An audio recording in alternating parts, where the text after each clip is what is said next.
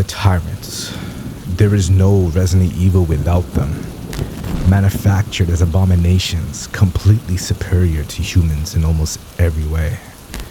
They are relentless and ruthless in carrying out their missions. And that's what makes them forever iconic. What started as a project between 3 founders in a lab became $1 billion bioweapon industry, and none of it happens without the T-virus.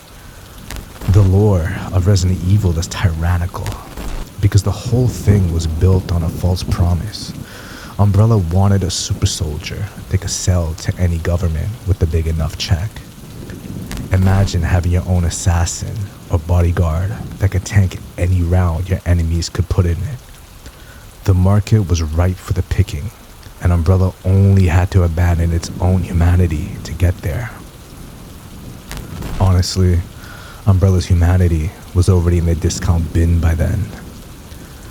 I am Arcavelli, and tonight I'm gonna walk you through the entire Tyrant program, every unit that was shipped, and what was truly unique about each one's story. And more than that, we'll pull apart the lore that connects everything together, all in a calm delivery that can lull you into a deep sleep. As my first video out since taking a long break, I'd like to thank everyone for sticking around and supporting me through the comeback. Your lore for sleep is here to stay, and let me know in the comments where you're from and what time it is for you. I've missed seeing those under my videos. It feels so good to be back. Let's start off from the beginning. Everything in Resident Evil, from Umbrella's rise to its fall, started from a flower. A plant that gave life and took it back. In the wrong hands, a weapon of mass destruction. It grew in the dark inside an ancient garden in West Africa, near the Indipaya marshlands in what now gets called the Kijiju region. The Indipaya named the plant the Stairway of the Sun. They knew its lethalness was only matched by its beauty, and they built their system of kingship around the cave it grew in. A one-virus monarchy, and that arrangement held until outsiders showed up with the coring tool. As a world builder, I find the lore of the Stairway to the Sun really cohesive with biological science. Our DNA isn't that different from mushrooms, and look at the effects some psychedelics have. Another branch of plant life carrying the virus that started it all just makes sense. Trace every tyrant backward far enough, and the chain ends here, at one plant in the dark, before any of the names you know. The virus inside the flower has a name, Progenitor, an ancient RNA-based pathogen, hundreds of millions of years old. Most viruses just infect and damage, but Progenitor can promote evolution. A compatible host gets completely rewritten on a mutagenic level, pushed far beyond what a peak human can do with extended lifespan. The gift comes wielded to its cost though. Progenitor is extraordinarily toxic. For nearly everyone exposed, it kills or it mutates the body into something the virus itself did not select for. An extremely small subset of hosts carry the genetic makeup to survive the exposure and receive the upgrade. That's a Tyrant program in a nutshell. The modern story starts with 3 men and 1 expedition. In 1966, a small party went into West Africa chasing a century-old rumor about a flower growing in the caves beneath the Indipaya marshlands. The party was led by 3 names that carry the rest of the story: Oswald E. Spencer, Edward Ashford, and Dr. James Marcus. Of all the trios that showed up in horror lore, this one always sticks with me. 3 men walking into a cave, looking for a rumor, and walking out with the thing that breaks the world. They spent 3 months underground, fending off Indipaya resistance as they pushed deeper. They found the Garden of the Sun, isolated a virus from the flower itself, and named it after the property of being first, Progenitor. In March 1968, the three founders established Umbrella, a pharmaceutical front built around the progenitor work. The cover was medicine. The actual work was the virus. And the virus would not cooperate. Something about the soil chemistry of the Garden of the Sun was essential to its production, and Umbrella scientists could not reproduce it in a laboratory. That's the kind of detail I love. It was also too toxic for general use. See, you can't sell a weapon that refuses to leave home and refuses to work. So Umbrella engineered around it, developing a weaponized descendant strain that could be cultivated in standard laboratory conditions and survived by a broader range of hosts. The derivative was the T virus. Nothing suspicious about a medicine company calling its product the Tyrant virus. The Tyrant project was Umbrella's program to build a humanoid bioorganic weapon out of the T virus. 10 years on the books, 1988 to 1998. By the mid-1980s, the research focus had shifted towards weaponizing the T virus into something that could take orders, because the standard product mostly just ate people. William Birkin and Albert Wesker drew the assignment at Arclay from day one and ran the lab through 10 years of mad science. So the actual reason this project existed is uglier than the official version. Umbrella was stocking inventory. The Tyrants were the product line, and the inventory was already coming off the floor before anybody asked what it was for. Umbrella wanted a mutant that could come out the other side of the infection larger, stronger, more durable, and intelligent enough to follow orders. The ultimate bioweapon for military use. From its founding, the Tyrant was conceived as a product with a skew, the flagship of a weapons business disguised as a pharmaceutical company. Imagine the PowerPoint, Q3, Tyrant projections, and blue line going up. What actually makes a Tyrant a Tyrant? The answer is just one word: intelligence. The T virus normally turns the brain into soup. A Tyrant just gets the upgrade pack. The host happened to possess certain genes related to intelligence, and those genes change the way the virus mutates the body. A Tyrant keeps a human-level mind. It can follow orders, fight on purpose, read the room, and change up when something stops working. All the things zombies can't do. Every zombie is a Tyrant that lost the lottery. Every Tyrant is a zombie that kept its head. Once the virus has a compatible host, the body it builds is superior to any human form. A successful Tyrant gains dramatic increases in size, strength, speed, and agility, plus regeneration and extreme durability. Ordinary gunfire barely slows it down. The virus also reconfigures the skeleton, driving massive bone overgrowth across the upper body. That overgrowth is where the franchise's signature trait comes from, the oversized clawed arm formed out of all that excess bone.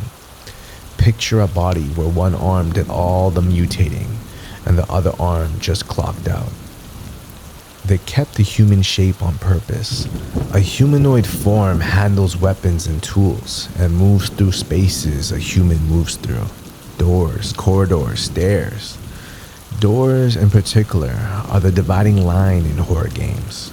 The rest of Umbrella's lineup is mostly monsters that bite and make a mess, none of which can hold a rifle or take an elevator. The files split the Tyrant lineage into two subtypes. The infiltration type is a limiter coded model designed to move through human space without provoking immediate recognition. The T-103 Mr. X line is the example. The combat type is the unlimited model designed for direct deployment. The super tyrants are that side. A 7-foot monster in a trench coat is Umbrella's idea of subtle. One of Umbrella's selling points was controlled intelligence. The smartest weapon on Earth, lobotomized on purpose so the salesperson didn't panic in the demo. The creature stays useful only if the masters can still issue orders to it. A standard Tyrant follows the orders it is given and does not display mental complexity past that. Nemesis though, Nemesis is the one they let cook. He could talk, use weapons, and think a problem through when it wasn't working. The uncapped intelligence is what made him the most dangerous unit Umbrella ever fielded. The exposed heart is the flaw built into every Tyrant the program ever shipped. A Tyrant endures a huge adrenaline surge that causes the heart to enlarge, swelling until the muscle herniates and pushes out through the chest as a visible, exposed, beating heart. The deadliest soldier Umbrella ever fielded came pre-installed with its own off button. On the early T-002, the Arclay team did it by surgery, transplanting 2 large mammal hearts, altered to function as one. The refined T-103 line and the Nemesis were genetically modified instead. Either way, the exposed heart vulnerability follows. The kill spot is the part Umbrella never put in the brochure. Okay, this is the part I just can't get over. The company wanted the perfect weapon, and the biology gets genuinely close to it. Stronger than any soldier, smarter than any other monster the company built. Fast, regenerating, shaped for a battlefield. But to get the strength, the body has to herniate the heart out through the chest. To keep the unit obedient, the project had to cap the very intelligence that made it worth building. 15 years of cutting-edge T-virus development, and the final boss ships with a glowing "shoot here" sign on its chest. The Tyrant project hit a wall almost as soon as it began, and the wall was human biology. The T-virus enhances a host, but it also inflicts severe brain damage. Kind of hard to take orders when your brain is sludge. Umbrella's researchers at the Arclay laboratory needed hosts whose minds could survive the mutation intact. After enough study, they had the answer. Surviving the T-virus, with intelligence preserved, required certain genes related to intelligence. Almost everyone exposed died or turned into mindless hosts. That subset is what the project needed, and the project did not yet know how to find them. The problem was how rare those genes were. Umbrella's own 1988 gene analysis section projection put the number at 1 in 10 million. Lottery odds. Roughly 10% of the general population carries a natural immunity to the T-virus entirely. But for Tyrant creation, the figure that only mattered was the brutal 1 in 10 million. Umbrella looked at a 1 in 10 million human being and saw a weapon, nothing else. In the Resident Evil world, that gene is a curse. Maybe in another timeline it could have been a blessing.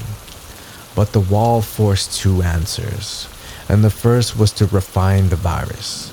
Birkin was put on engineering a new strain to lower the brain damage and widen the pool of viable hosts. 3 years of work at Arclay had stalled the whole project. The rare host wall was blocking everything. Then in late 1991, they got lucky. Umbrella found Sergei Vladimir, a rare host already genetically compatible with the T-virus. One human on Earth whose blood doesn't reject the experiment, and Umbrella found him. Birkin used Sergei's clones 2 ways. First, as Tyrant bodies, the lineage that becomes the T-103 line. Then second, as genetic raw material to push this refined strain into a working state. It unblocked the project, made the T-002 possible, and set up the T-103 mass production line. They finally found a needle in the haystack, and once they did, they just decided to clone more needles. During those 10 years, something else was happening. The research split. The T002 and T103 work ran out of the United States, primarily Arclay and the Umbrella Underground Laboratory beneath Raccoon City. A second research thread on the same project goals but pursuing different design answers ran out of Europe. The same company was racing itself across 2 continents to build the same weapon, and neither half was allowed to know what the other half was doing. The Europe thread ends up producing some of the most strangest units the franchise will ever surface. Things that look like they crawled out of a fever dream. What the United States branch got out of its first build was the T001, which was not what anyone ordered. The Tyrant project wanted one thing: a body strong enough to break a line of soldiers, with the mind intact enough to follow orders. The first one delivered the strength, but not the intelligence. The intelligence was the part the project had spent itself trying to solve. The unit was called T001, the Proto-Tyrant, the first Tyrant-class bioweapon Umbrella ever produced, built by Birkin and Wesker at Arclay. The host pool for the early work was condemned prisoners sentenced to die. 4 prisoners survived the surgical preparations and were injected with Birkin's refined T virus strain. 2 died from the injection. 2 lived. Those 2 became the T001 and T002, conceptual twins out of the exact same lab work. One of them drew the short straw on dosage, though. The defining mistake in T001's creation was an overdose during initial infection. Every other monster franchise lets you fight the failed prototype on level 1. Umbrella sealed theirs in a vault and forgot about it until the right person came back to wake it up. The overdose did everything wrong at once. Those defects are the story of why the T001 failed. The creature suffered a defective nervous system and reduced intelligence on top of it, and the skin was peeling off and decomposing in sheets as the virus rotted the body from the inside. Its spinal cord was left partially exposed along its back, producing unstable, twitching, involuntary movement. It also carried an exposed vascular organ, its heart, an obvious vital point open to small arms fire. Perfect launch product. Imagine being Birkin. You spent 10 years on this, and what you get is something that can rip a door off, but doesn't even know what a door is. Smarter than a zombie, dumber than the brief. The raw ferocity it kept was what earned the series its Tyrant name. The first failure that still had teeth. They put it in a freezer. The project itself was cancelled, but the creature was kept, placed in a storage in a state of latency, sealed in a cryotube in the underground Umbrella laboratory at the Arclay site, filed away under Do Not Open. The performance and mutation data fed directly into the design of the successful T002. The failure was kept as a data asset. This is so on brand for Umbrella, it's almost funny. Somewhere under the Arclay Mountains is a sealed freezer with a failed monster in it that nobody's checked on in a decade. The T001 was reactivated when the Queen Leech, the engine of James Marcus's revenge against Umbrella, attacked the facility on the 24th of July, 1998. The unit was killed during the Arclay collapse that followed. The body was lost when the facility went down. What gets me about this is the prototype Umbrella thought it had safely filed away, spent 10 years in a tank, waiting for a dead scientist's revenge to come unlock the door. The more I read about T001, the more I'm convinced it's the most important Tyrant in the franchise. Half the Tyrants Umbrella builds after this are corrections of mistakes only T001 ever made. The open heart becomes the T002 signature. The big claw carries forward into Super Tyrant designs. The rotting spine and twitching gets engineered out by the time mass production hits. The whole foundation of the Tyrant program is built from someone messing up on dosage. The second attempt kept everything except one parameter, the dose. William Birkin and the research team had watched the first prototype overdose on the refined strain and erode itself out of usefulness, and they held the dose back this time. The strain hadn't changed. The host pool hadn't changed. The people running the experiment hadn't changed either. Only the dose had. The breakthrough was somebody finally going, hold up, less is more. I can picture the meeting where they're like, what if we just use less? And one of them had been thinking of it for years. The second attempt was designated T-002. Inside the original Resident Evil, it is referred to as the Tyrant. There's no model number. The first successful Tyrant the project ever produced, the final boss of the original 1996 game and the 2002 remake, the first Tyrant any player encounters. Where the T-001 is called the prototype, the T-002 is called the ultimate life form. Arclay's 10 years of failure cashing in. T-002 retained its intelligence almost at the level of its original pre-infected human form.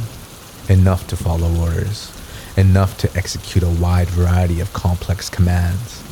After all that, they actually pulled it off. The body itself was new. This is where the Tyrant design finally clicks for me, you know? T-002 is a towering humanoid with a signature asymmetric Tyrant build. One arm massively overdeveloped and clawed with sharp talons.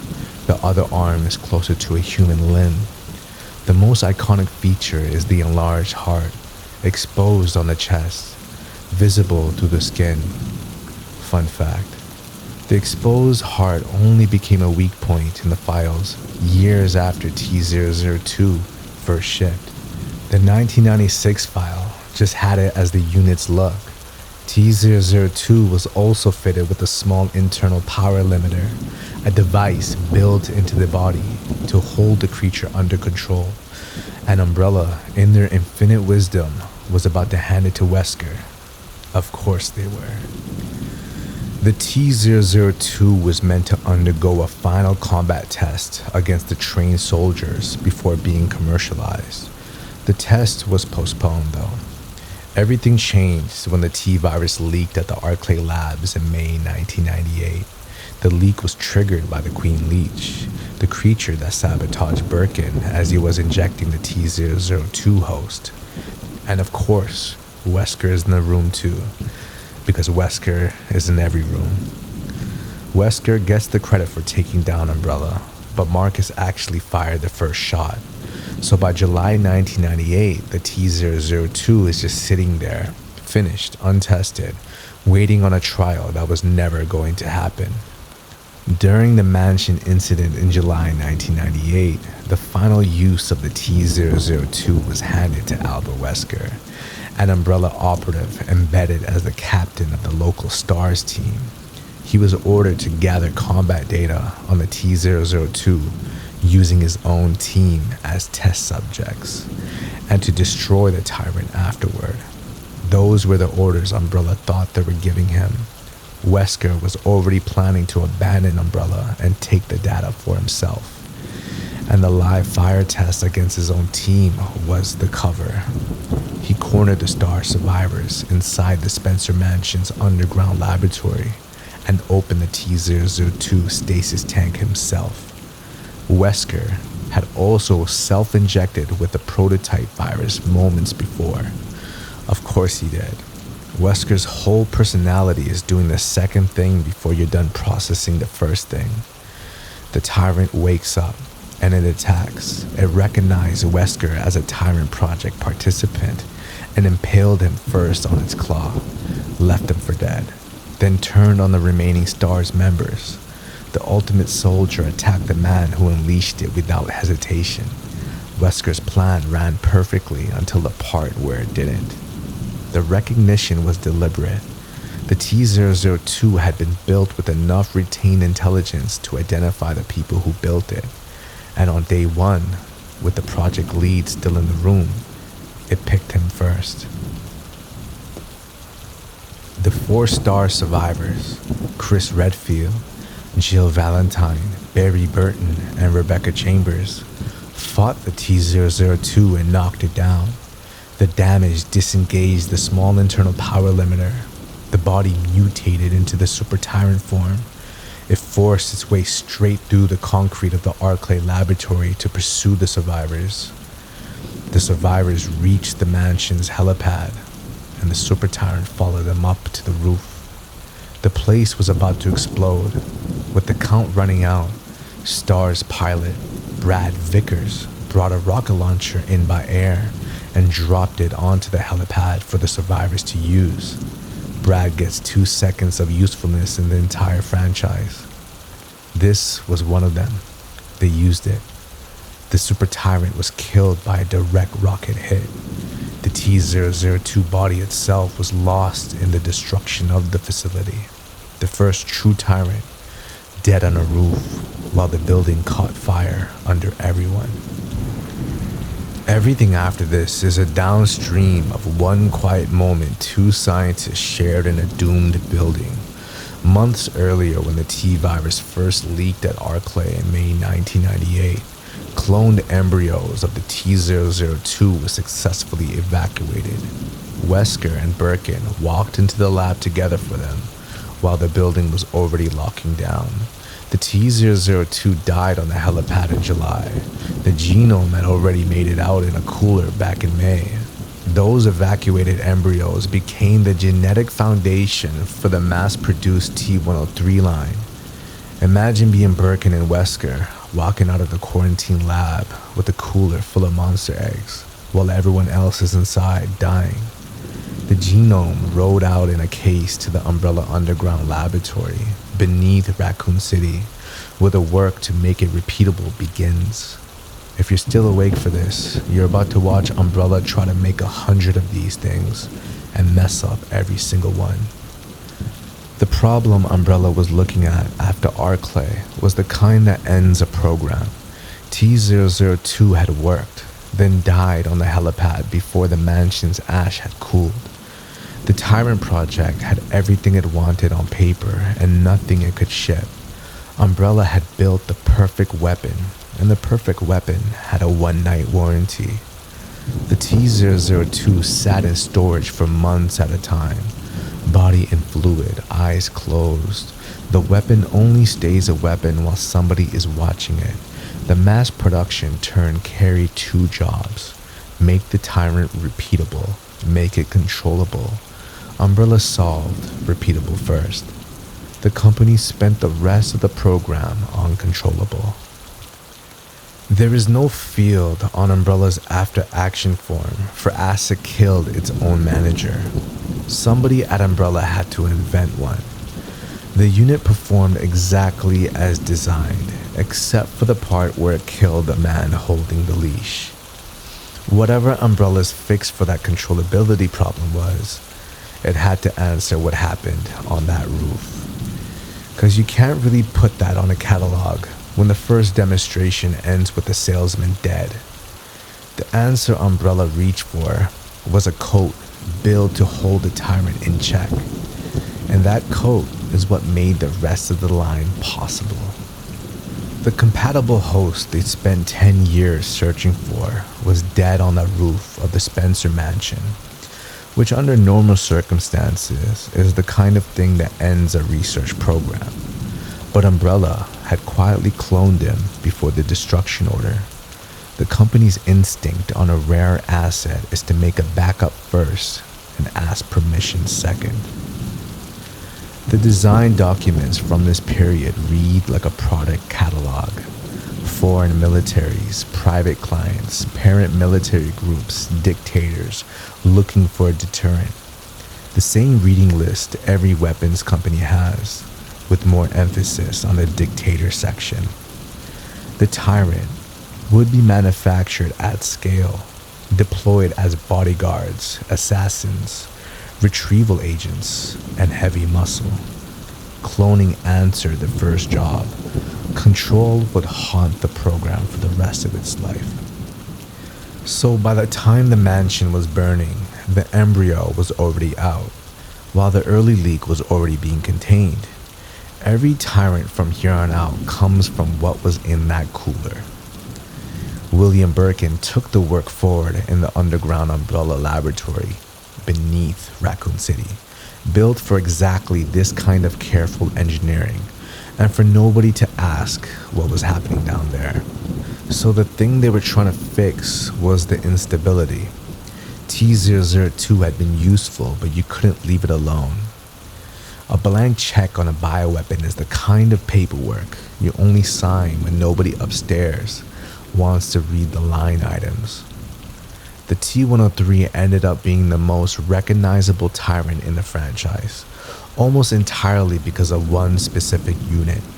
The T-00 that hunts Leon through Resident Evil 2, the one fans start calling Mr. X off old Capcom concept art. The original documents describe the T-103 as the posthumous completion of the Tyrant Project's goal, and that line gets me every time. The goal got reached after the body that proved it possible was already gone. The T-103's genetic foundation has two parts: the modified T-002 clone embryo and Colonel Sergei Vladimir's genetic stock. Sergei walked in compatible. 10 clones of him walked out. Umbrella logged it and immediately started measuring him for the cloning vat. The custom Ivan units built from his stock come later. The jump from 002 to 103 was deliberate. The number 103 marks the next unit as a mass production product. Picture somebody arguing the new unit needed its own number range because the old one had embarrassing entries in it. Controllability was the part the program still had to answer. In standard form, a T-103 looks like a very large bald man, blank-eyed and hairless with gray skin, a near-human silhouette with the talons and the bulk hidden until the unit takes damage. Picture the world's saddest cigar salesman. Over the body, the moss green and black military trench coat. The coat is the leash. The outward job comes first. Bulletproof, fireproof, explosion-proof. Standard rounds bounce off. The head is the only real weak point. A creature this expensive does not get to die to a rifle round. Inward, the coat does something more interesting. It suppresses the runaway mutation that would otherwise break Umbrella's control and send the creature berserk. Inside the cloth was a kill switch. Umbrella called it a power limiter. The calm, bald figure and the long coat is what the brochure showed. The thing waiting under the coat is what shipped. A third detail changes the way the whole design reads. When the Tyrant nears death, the limiter automatically comes off so the T-virus can revitalize and escalate the creature. The design intent was hold the unit useful until the last second, then turn it into a wrecking ball. The Super Tyrant is what the coat had been holding back the whole time. So without the coat, there's no shipment. The catalog copy was selling a creature you could put in a box and ship overnight. The fine print was that the box was the coat. Once the limiter is part of the line, the T-103 stops being a research subject and starts being an item with the part number. Umbrella's own documents flagged the power limiter as a product value upgrade. Product value. The phrasing belongs on a price sheet. The limiter let the project skip past control as an engineering question and answer it as a sales question. Most BOWs would smash through a door or stand there pawing at it. The T-103 just turns the handle. A door is the kind of obstacle every other BOW treats as a personal insult. The line opens by walking in. Intelligence is what makes the T-103 the real Tyrant. The unit carrying intelligence close to a normal humans. It follows orders, it patrols a hallway and reacts to what shows up. T-002 had near human intelligence too, but it wouldn't reliably accept commands. The T-103 was engineered specifically to fix that. They engineered the obedience. They did not engineer the taste. The unit followed orders the way a tired intern followed orders. The line followed orders, and the line sometimes does it wrong. So we know that the near-human shape was on purpose. Part of the design was a tyrant that could pass among humans and infiltrate.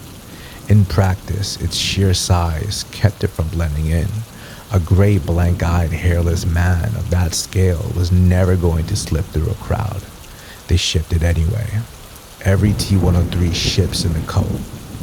Because the T-103 could be trusted with the mission without a handler on site, it became Umbrella's all-purpose tool. The internal records list the uses plainly. Guard for someone important. Killer aimed at an aim. Retrieval team when an asset needed picking up. Heavy fist when a target needed to be put down. Except every item is a way to kill a person. The line could track a target by scent, which gave it a limited ability to tell friend from foe. Limited is the exact word in the file. The company shipped a weapon that wasn't sure if you were the friend. The T-103 was mass-produced and shipped to Umbrella's facilities across the world. Several experimental variants got built off the base model. After Umbrella collapsed, T-103s kept circulating on the global black market, sold to criminal organizations and rogue states. The company died, but the product line did not. This is the kind of legacy nobody puts on a tombstone. Umbrella's whole instinct on a bioweapon. Keep what fails, sell what works. The night of September 29th, 1998, a single SH-60B Seahawk helicopter flew over Raccoon City, low and dark, the city below burning out. Inside the cargo bay, 6 T-103 Tyrants, identical, strapped down for the drop. Picture being on the ground that night and looking up at one helicopter passing overhead. A standard Navy utility helicopter, nothing alarming from below. The manifest read inventory. The inventory, though, was breathing. 3 nights earlier, on September 26th, Umbrella's field organization in Raccoon City had collapsed. The UBCS, the company's own paramilitary rescue and containment arm, broke down as an organized unit that night. The deployment 3 nights later ran on an automatic clause. When the field arm collapsed, the clause fired on its own, probably written by a guy in a meeting who never thought it would fire.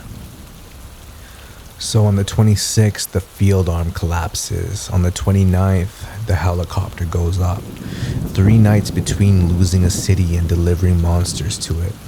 Enough time to think it over and decide not to. Umbrella did not think it over though. 5 of the units were assigned to engage the Delta Force team caught at the incineration disposal plant. The 6th had its own objective. Kill any surviving civilians and police officers at the Raccoon City police station and recover the G-virus sample carried in Sherry Birkin's pendant. The sample they wanted was on a chain around a kid's neck. The work order did not mention that part. Umbrella's notes describe the plant engagement plainly, a live combat test on the mass production model against trained soldiers. The combat trial T-002 never got. 5 disposable descendants instead of 1 expensive original. The data made the trip home. The 5 Tyrants stayed in the plant. The 6th unit on the helicopter is the one most people know. Designation T-00, nickname Mr. X. Mr. X is Unit 6 on a manifest. That's what the file says. that's not what the audience remembers. Because it came from concept art, it came from a 1997 strategy guide, an action figure, and the tie-in novel. It's like the fandom held a vote Umbrella wasn't even invited to. Every kid who played Resident Evil 2 remembers the sound first. The footsteps one room over. Heavy, uneven, unhurried. Louder on a wood floor or a tiled hall. A stride that does not stop for any door the player can lock. T-00 is a T-103, the field deployment of the mass production product. Close the door, lock it, and it doesn't matter. You can still hear him in the next room over. That is the whole unit right there. T-00 reached the Raccoon City police station and smashed its way in. By the time the unit got there, most of the officers had already turned. The building was barely a building anymore. T-00 walked the corridors and got to work. Mr. X crosses paths with rookie officer Leon S. Kennedy and with Claire Redfield, who is in the station trying to get Sherry Birkin to safety. The corridors set the pace. The unit moves room to room without hurrying. The limiter is still on. Whatever rage the body holds stays held. Umbrella's catalog listed bodyguard, assassin, retrieval agent for the line. T-00 is the catalog entry, actually walking the halls.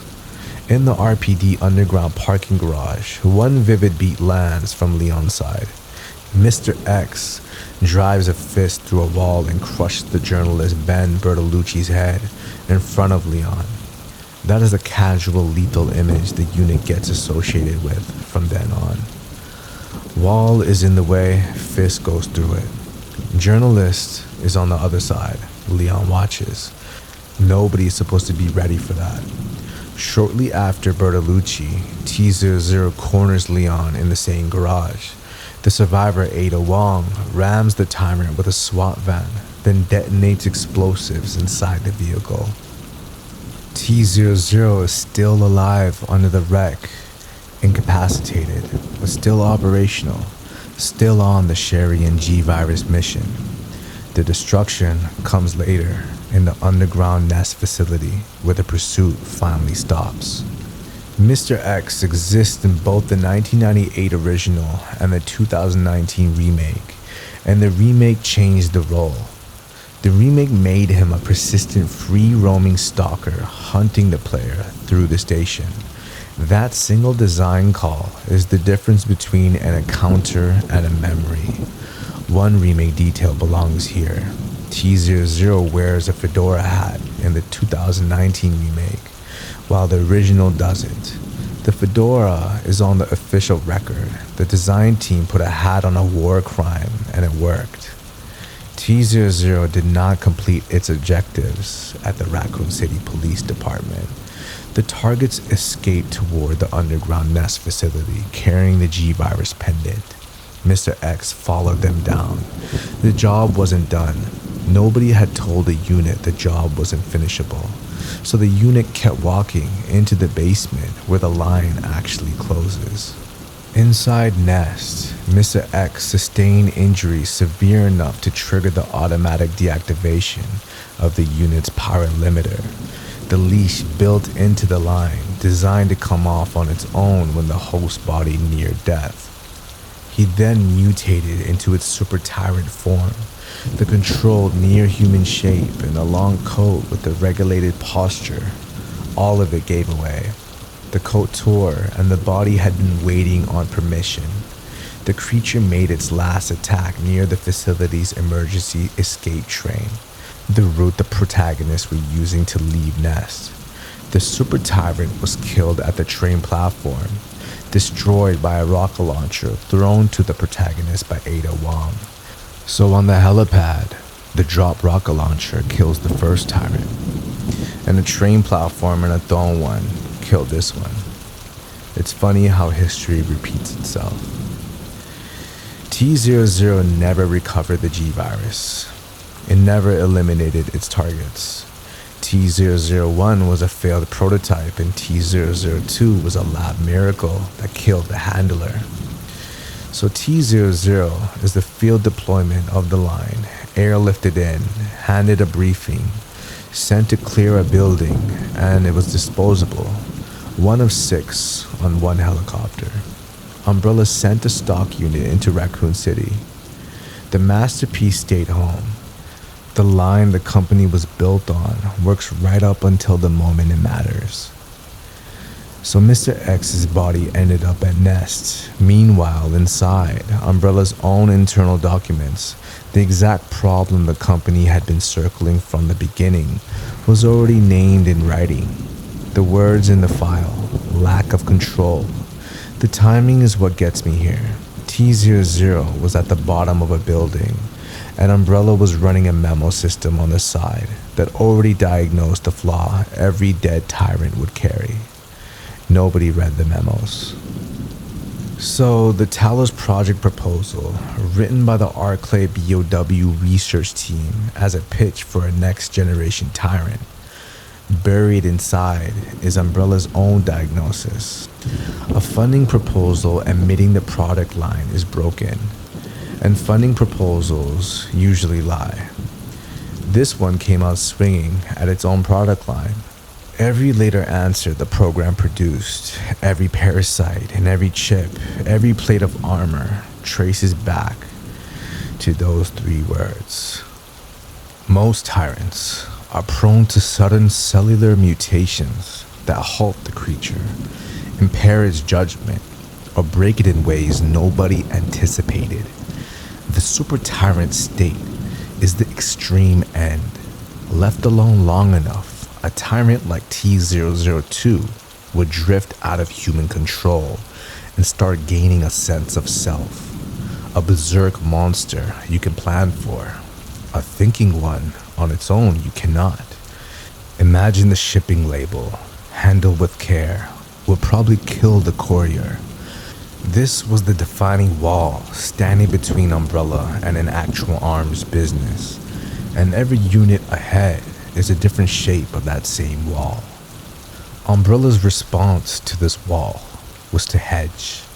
They ran 2 routes at once. The flaw produced the fork, and the fork came with a corporate rivalry running underneath it. The 2 halves of Umbrella were not allowed to talk. The same company was racing itself to finish the same product, and neither half was supposed to know what the other half had. Umbrella's 6th research lab in Europe pursued an organic solution, controlled the Tyrant with a living parasite wired into its nervous system. That became the Nemesis Project. The North American team pursued a mechanical solution, implant chip connections into the Tyrant's brain cells so the creature could be remotely controlled by a supercomputer. That became the Talos Project. Europe reached for biology. North America reached for circuitry. The program ran both routes down at once. Each unit ahead is a different leash thrown at the same flaw, and each one fails in its own way. 4 answers. The wall did not read any of them. The first answer tried to remove the human handler from the loop entirely. A Tyrant slave to software directly. The lead scientist on the project was Carter. Carter boasted he could kill the Tyrant if it rebelled, holding the remote trigger to the implanted bomb. The boast was the first thing he said. It was also the last thing he said. A man with a remote, certain of the safety the remote was supposed to give him. The activation, the failure, the chase.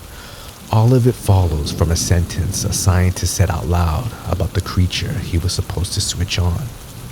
The creature was Tyrant R, appearing in Resident Evil Outbreak File 2, inside the scenario titled End of the Road. Storage was the Umbrella Research and Development Center in Raccoon City. The base is still a T-103. It's the same body, same genome, same limiter underneath. But what this experiment changed was the leash. The trainer came out and the code went in. Programs running inside the creature, telling it where to go, what to do, and when to stop. Software that had not been tested yet in a body that weighs 500 pounds. What could go wrong? The equipment list carries the caution: standard T-103 power limiter code, a built-in fail-safe bomb, a handheld remote detonator that stayed with the handler at all times. The trigger Carter referenced in the boast. Umbrella shipped the unit with the kill switch already in place, which means they had already considered the case where the software did not hold. You could tell which engineer signed off. He had seen one of these go wrong before. The original test was supposed to be a combat trial, strength trials, Tyrant against Hunter. The unit's combat profile measured against a lower tier bioweapon already on site. The timing did not hold though. Tyrant R had not yet been activated when the city-wide outbreak reached the facility. In the chaos, the hunters escaped containment and turned feral. The planned experiment never ran. The control programming the whole unit was built around was never field tested under the conditions Umbrella had designed for it. Activation came anyway though, on an emergency footing. In the early hours of October 1st, 1998, Carter activated Tyrant R to deal with the renegade hunters loose inside the building. The combat trial it had been built for got skipped. The first switching on of the software-controlled Tyrant was a panic move. It's basically a weapon turned on as a janitorial response to a different weapon already failing. They ran the demo with the audience already dying. Nobody graded the demo. For a while, the program held. Then the control experiment did what every control solution along this branch does. It failed. Tyrant R turned on the people running it. It attacked Carter, knocked the survivor Linda Baldwin off a catwalk, and killed Carter before it could use the remote detonator. From that moment forward, the creature regarded all life forms in front of it as threats to be destroyed. Standard failsafe design. Step 1. Have a living being nearby. The kill switch was waiting on the guy who was already dead. The unit then escalated, the way every T-103 escalates under enough damage. The shared limiter release mechanic runs across every coded unit Umbrella ever fielded. What this unit adds to the mechanic is durability at the top of the scale. A rocket launcher would only knock Tyrant R unconscious. The unit would just get back up. The fate on the record runs along the route Umbrella Chronicles Death's Door confirms.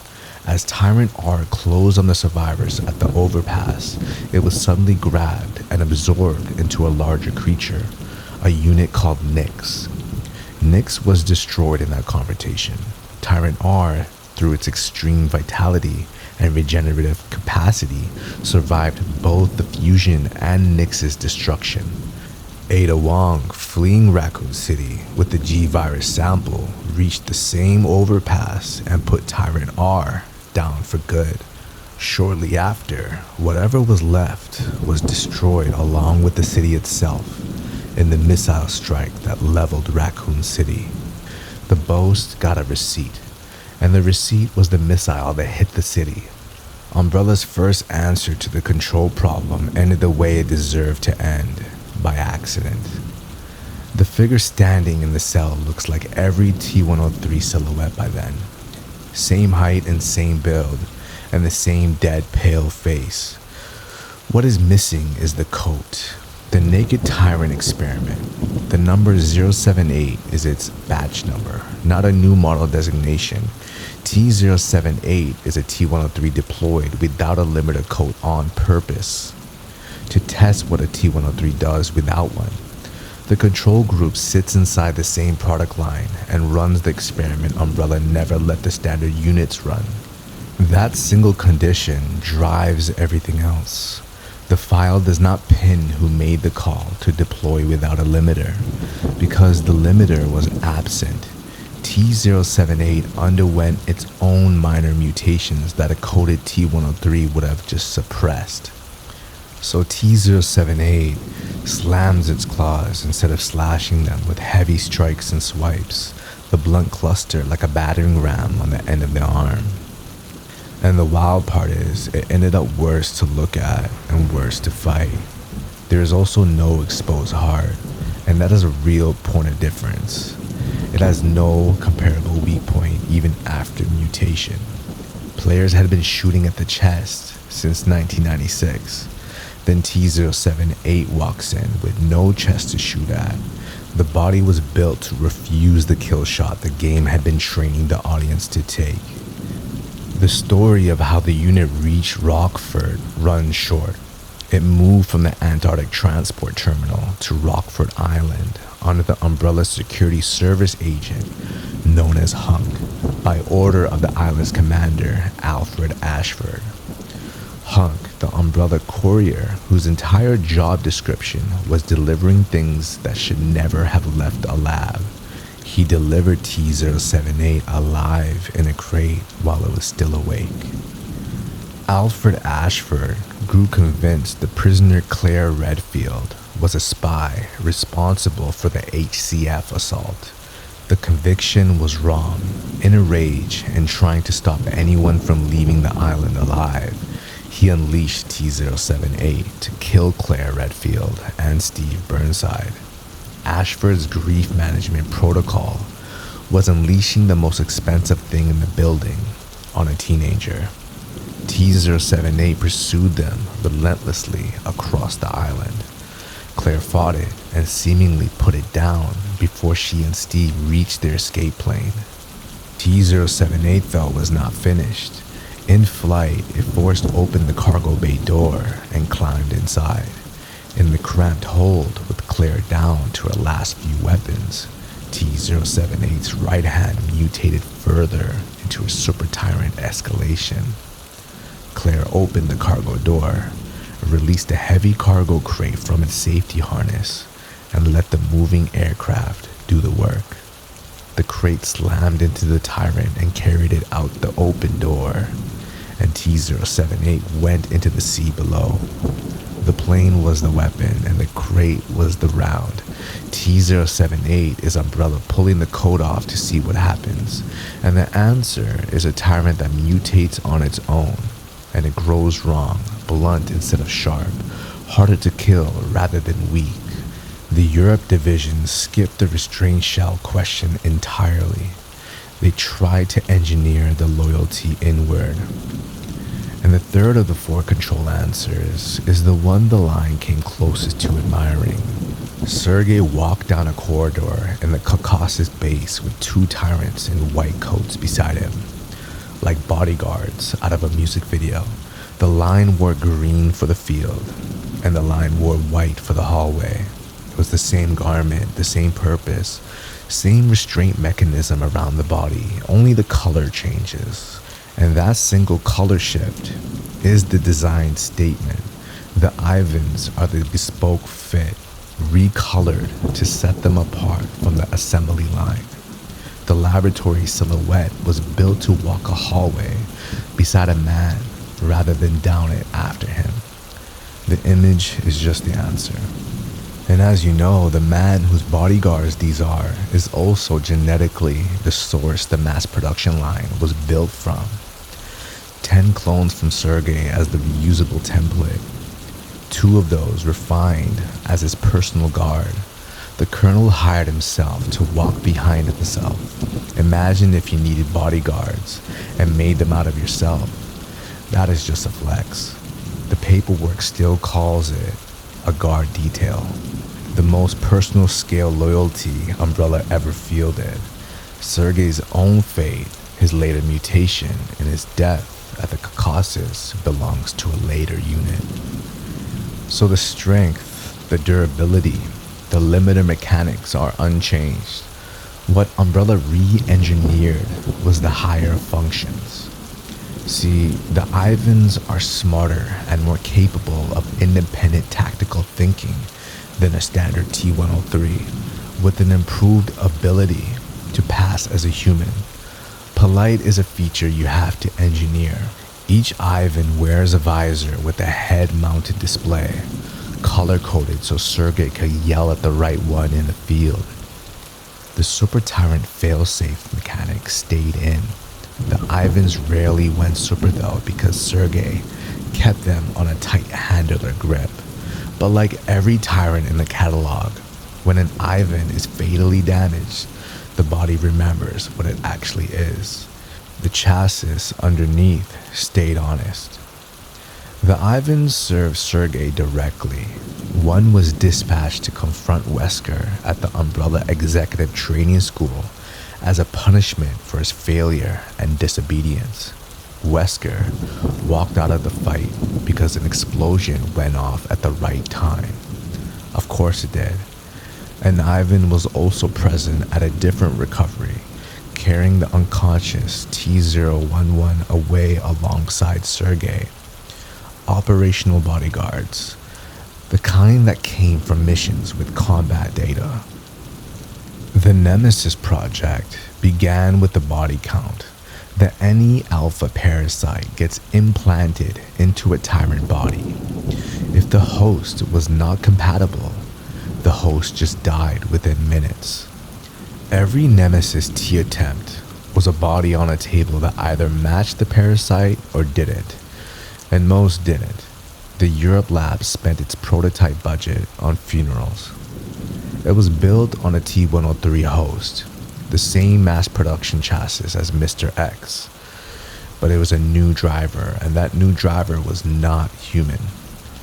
The parasite was designated NE Alpha, the Nemesis Alpha, the fix for the brain damage problem the standard Tyrant line had been failing on since the project began. And here's the wild part. The fix was a different creature. So basically, Umbrella put a brain inside of a brain.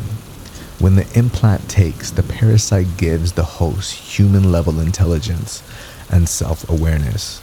And that makes the host far more susceptible to instruction. And the mechanism is grim. See, the parasite feeds. It consumes the T-virus infected cells in the host's body and destroys the nerves connecting the original brainstem and forms its own second brain behind it.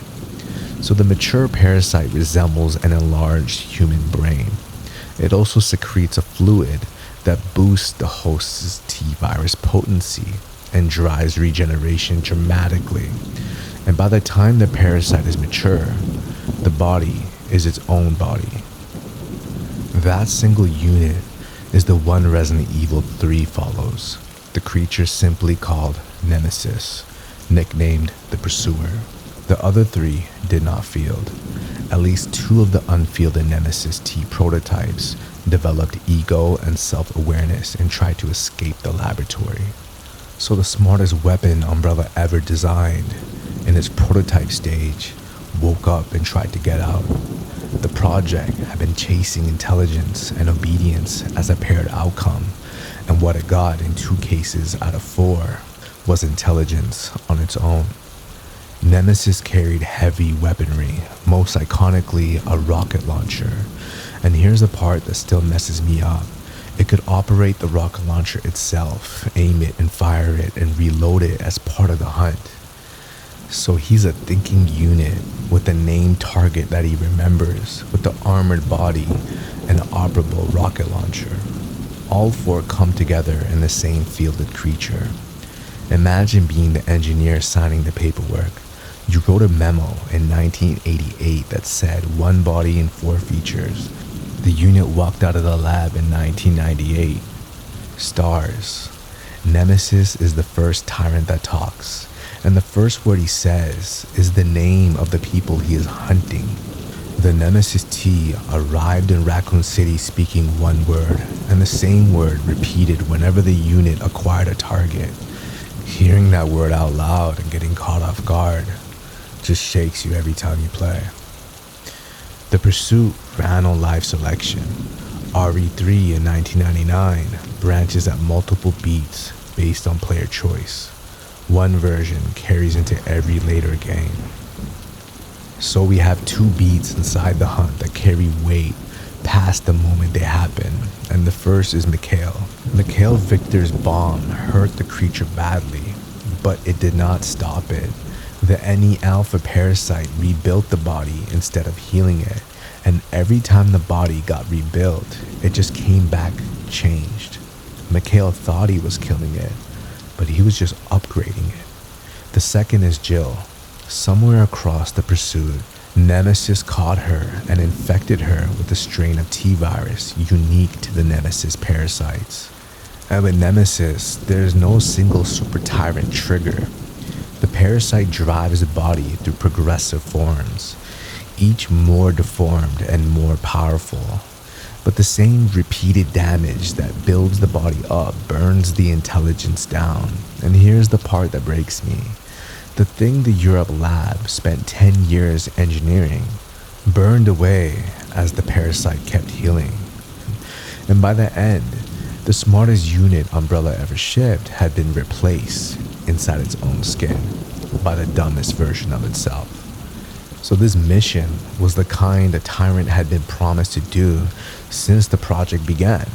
Identify a named target, track him across the city, and eliminate him. That was the brochure. But the brochure walked into the city, and the city sent it home in pieces. The fight ends in the rail cannon room. The weapon there is named twice in the files. The 1999 original calls it the Sword of Paracelsus, and the 2020 remake calls it the Ferromagnetic Infantry Use Next Generation Railgun. Finger for short. The cause chain is plain. The parasite had held the body together past every other injury, and the railgun shot did the thing the parasite could not undo. The hunt ended in that room. How the file handles the very last beat is a live selection, and the record should not flatten it. The game hands the finish to the player as a branching choice. Jill can exterminate the crippled creature. She empties a magnum into it, or Jill can leave it to die with the rest of Raccoon City when the missile lands. A timed third option has Nemesis die after a final attack if the player does not pick. The game lets the player pick, magnum or missile. Either way, this is where Nemesis ends. Okay, time for the verdict on the unit. It never eliminated its star's targets, and Jill Valentine walked out of the city alive. The factory floor is where Umbrella's masterpiece ends up. 10 years of work becomes a heap on the concrete. So Umbrella's control problem produced 4 answers across the line. Tyrant R was slave to software. T078 was deployed without a limiter code. And the Ivans, refined, smarter, engineered with care not to go super. Then Nemesis, with the NE alpha parasite bonding to the brain as a new control system. This is the part of the franchise I respect the most. Umbrella simply just renames the control problem, or masks it even. What they actually built every single time was a weapon that had to be restrained. And then Umbrella moves the program to a factory underground, beneath an island they owned, past the lab phase entirely. The Tyrant plant sat under Sheena Island, a quiet and cold industrial place. Picture this. Houses on quiet streets, and a hospital with a library and a church. Restaurants where Umbrella personnel and their families ate after work. A sealed-off perimeter wrapped the whole place. You could picture growing up there too, with a school, a church, trip to the doctor, none of it pointing to what was under the mountain.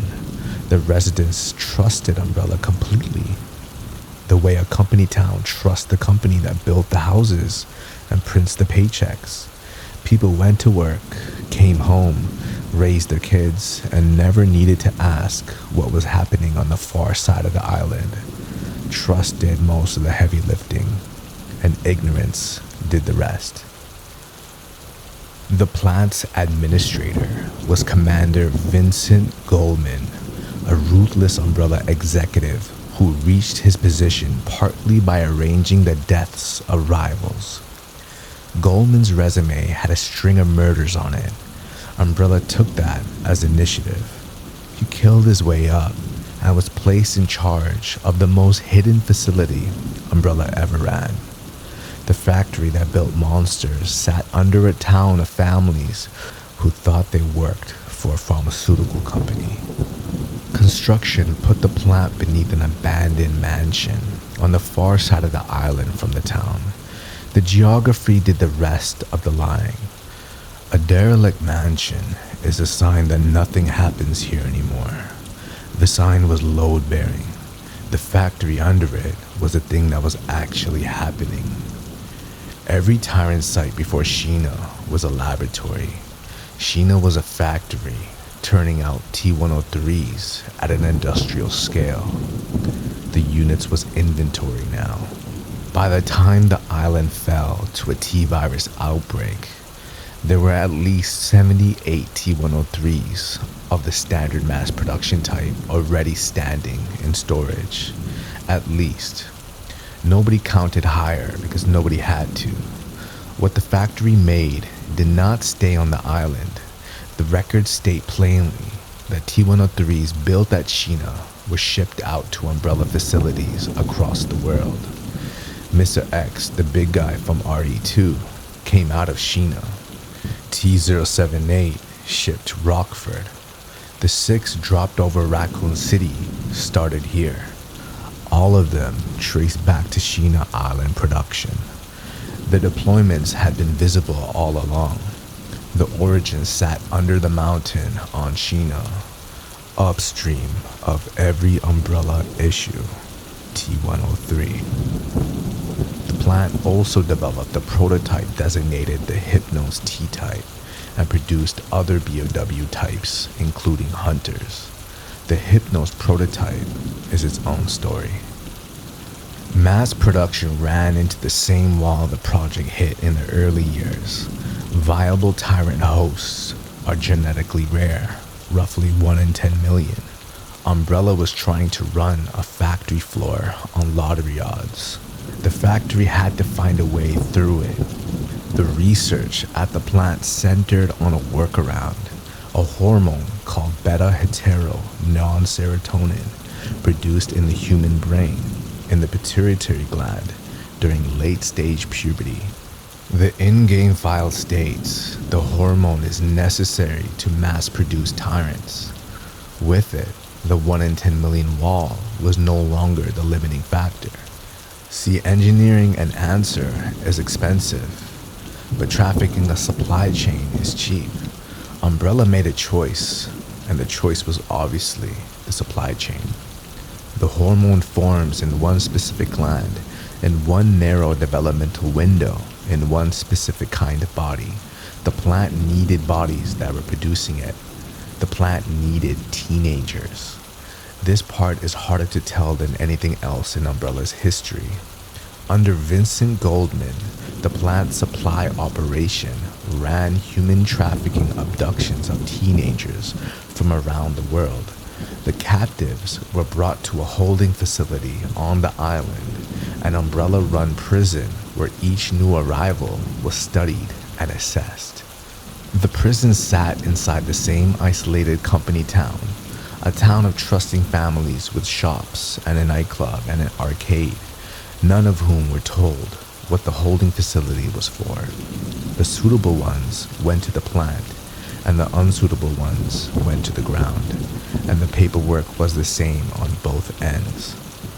At the plant, the standard procedure runs in a fixed sequence. The plant's surgical team performed brain surgery on the captive. The surgery cut into the skull and severed the pituitary gland so the gland could be removed. The surgery was done while the subject was fully conscious. There was no anesthesia, and it was fatal every time. When the imprisoned teenagers attempted a breakout, the operation was planned for the evening of October 20th and was discovered in the early hours. Goldman handled the response personally. He executed all 20 of them himself. He then forced the prison authorities to file a falsified report stating that the 20 had committed a group suicide. As a world builder, this is the part of the file I had to read 3 times to believe. The reason for the conscious surgery is the part the file states plainly.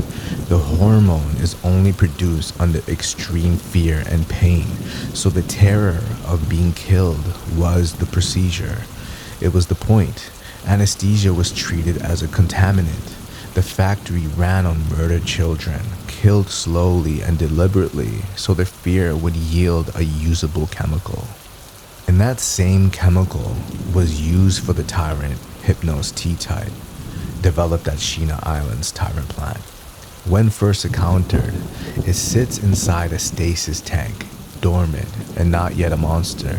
It resembles a genderless, hairless youth, slender, smooth-skinned.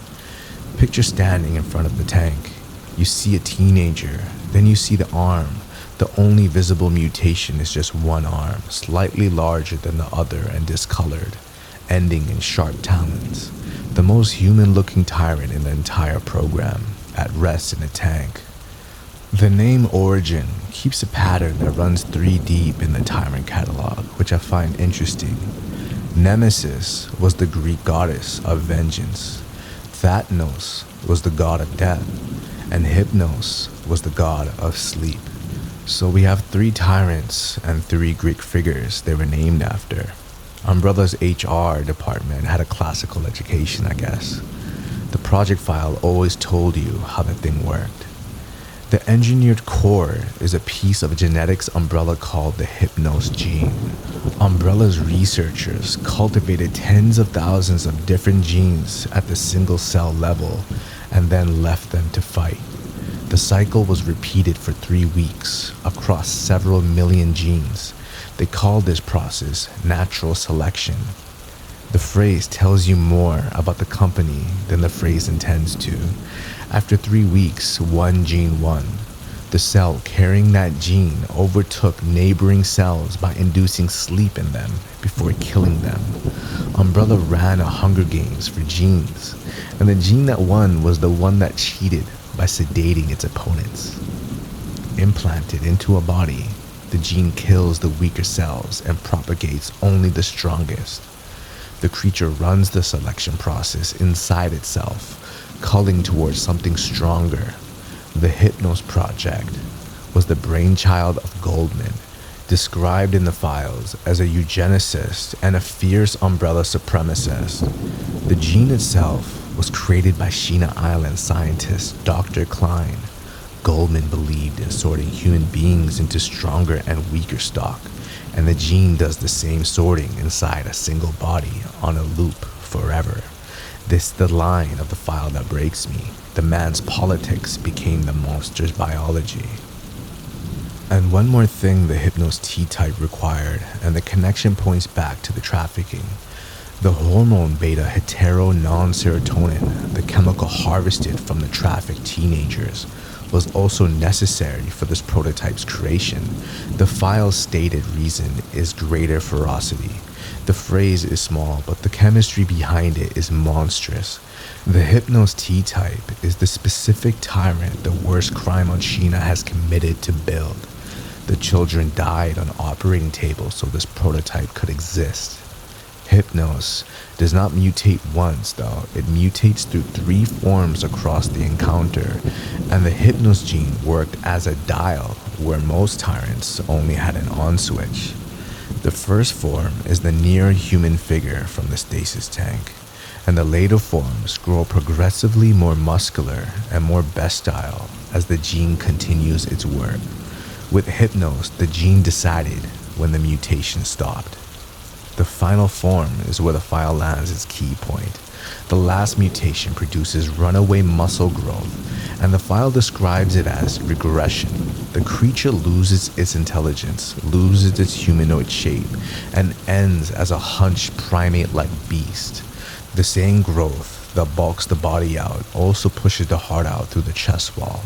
The eugenicist monster, engineered to relentlessly select for strength, ends up choosing its own intelligence as the next weak thing to cull. Hypnos is the project losing its mind as it gains its body.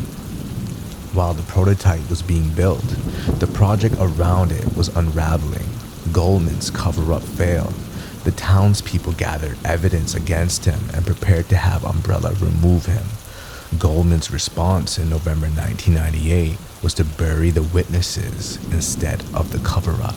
He deliberately leaked the T-virus into Sheena Island's population to wipe out everyone who could testify, then returned to headquarters with the Hypnos research for his promotion. The Hypnos T-type broke out of stasis in the middle of it. Survivor is a multi-ending game, and the player picks the route, but the one this retelling lands on is the one canon sets up from the start. The Hypnos T-type kills Goldman first. The architect of the Hypnos project dies at the hands of his own creation. Last meal, eugenicist. The outbreak Goldman set in motion did not stay where he aimed it though. The virus spread beyond the civilians, reaching the researchers at the Tyrant plant and Umbrella's own security forces.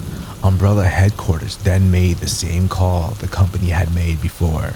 Umbrella protected the data and let the people fall. Umbrella dispatched the Undertaker unit, and the order was to sterilize the island and kill everyone, infected or not, civilian or Umbrella. The Undertaker unit itself was disposed of afterwards. The instinct that wiped the island wiped the disposal force too. During the chaos, the Tyrant plant's self-destruct system was triggered. Much of the island was destroyed. Sheena Island's manufacturing license expired loudly, and the record hedges.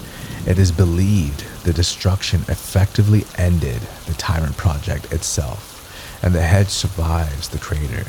The factory that mass-produced the Tyrant ended as a crater. The company town, the trafficking machinery, and the eugenicist monster all sit at the bottom of the same hole. After Sheena, Umbrella would build Tyrants in side branches and offshoots and rogue versions after the main project was supposed to be over. Killing the factory did not kill the habit. Honestly, the offshoots are where the project actually gets interesting to me. The main stem is the prestige version. The offshoots are where Umbrella got desperate and cheap and reckless, and you can see all three on the bodies. Same as cars, same as phones. The expensive one gets demoed. The cheap one gets sold. The branches run in three rough categories. The first is the cost-cut version. The offshoot Umbrella built to make a Tyrant cheaper. The Bandersnatch is the textbook case. A rival company took Umbrella's failed budget Tyrant and built something better from its development data. The second is the failed and abandoned version. The offshoot the company stopped paying attention to.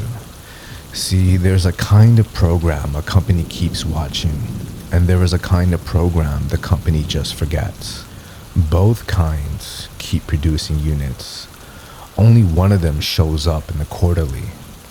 And Pluto is that case at its bleakest. The third is the leakage version, the offshoot the Tyrant became after Umbrella collapsed and other people picked the work up. Former Umbrella employees sold the company's merchandise onto the black market.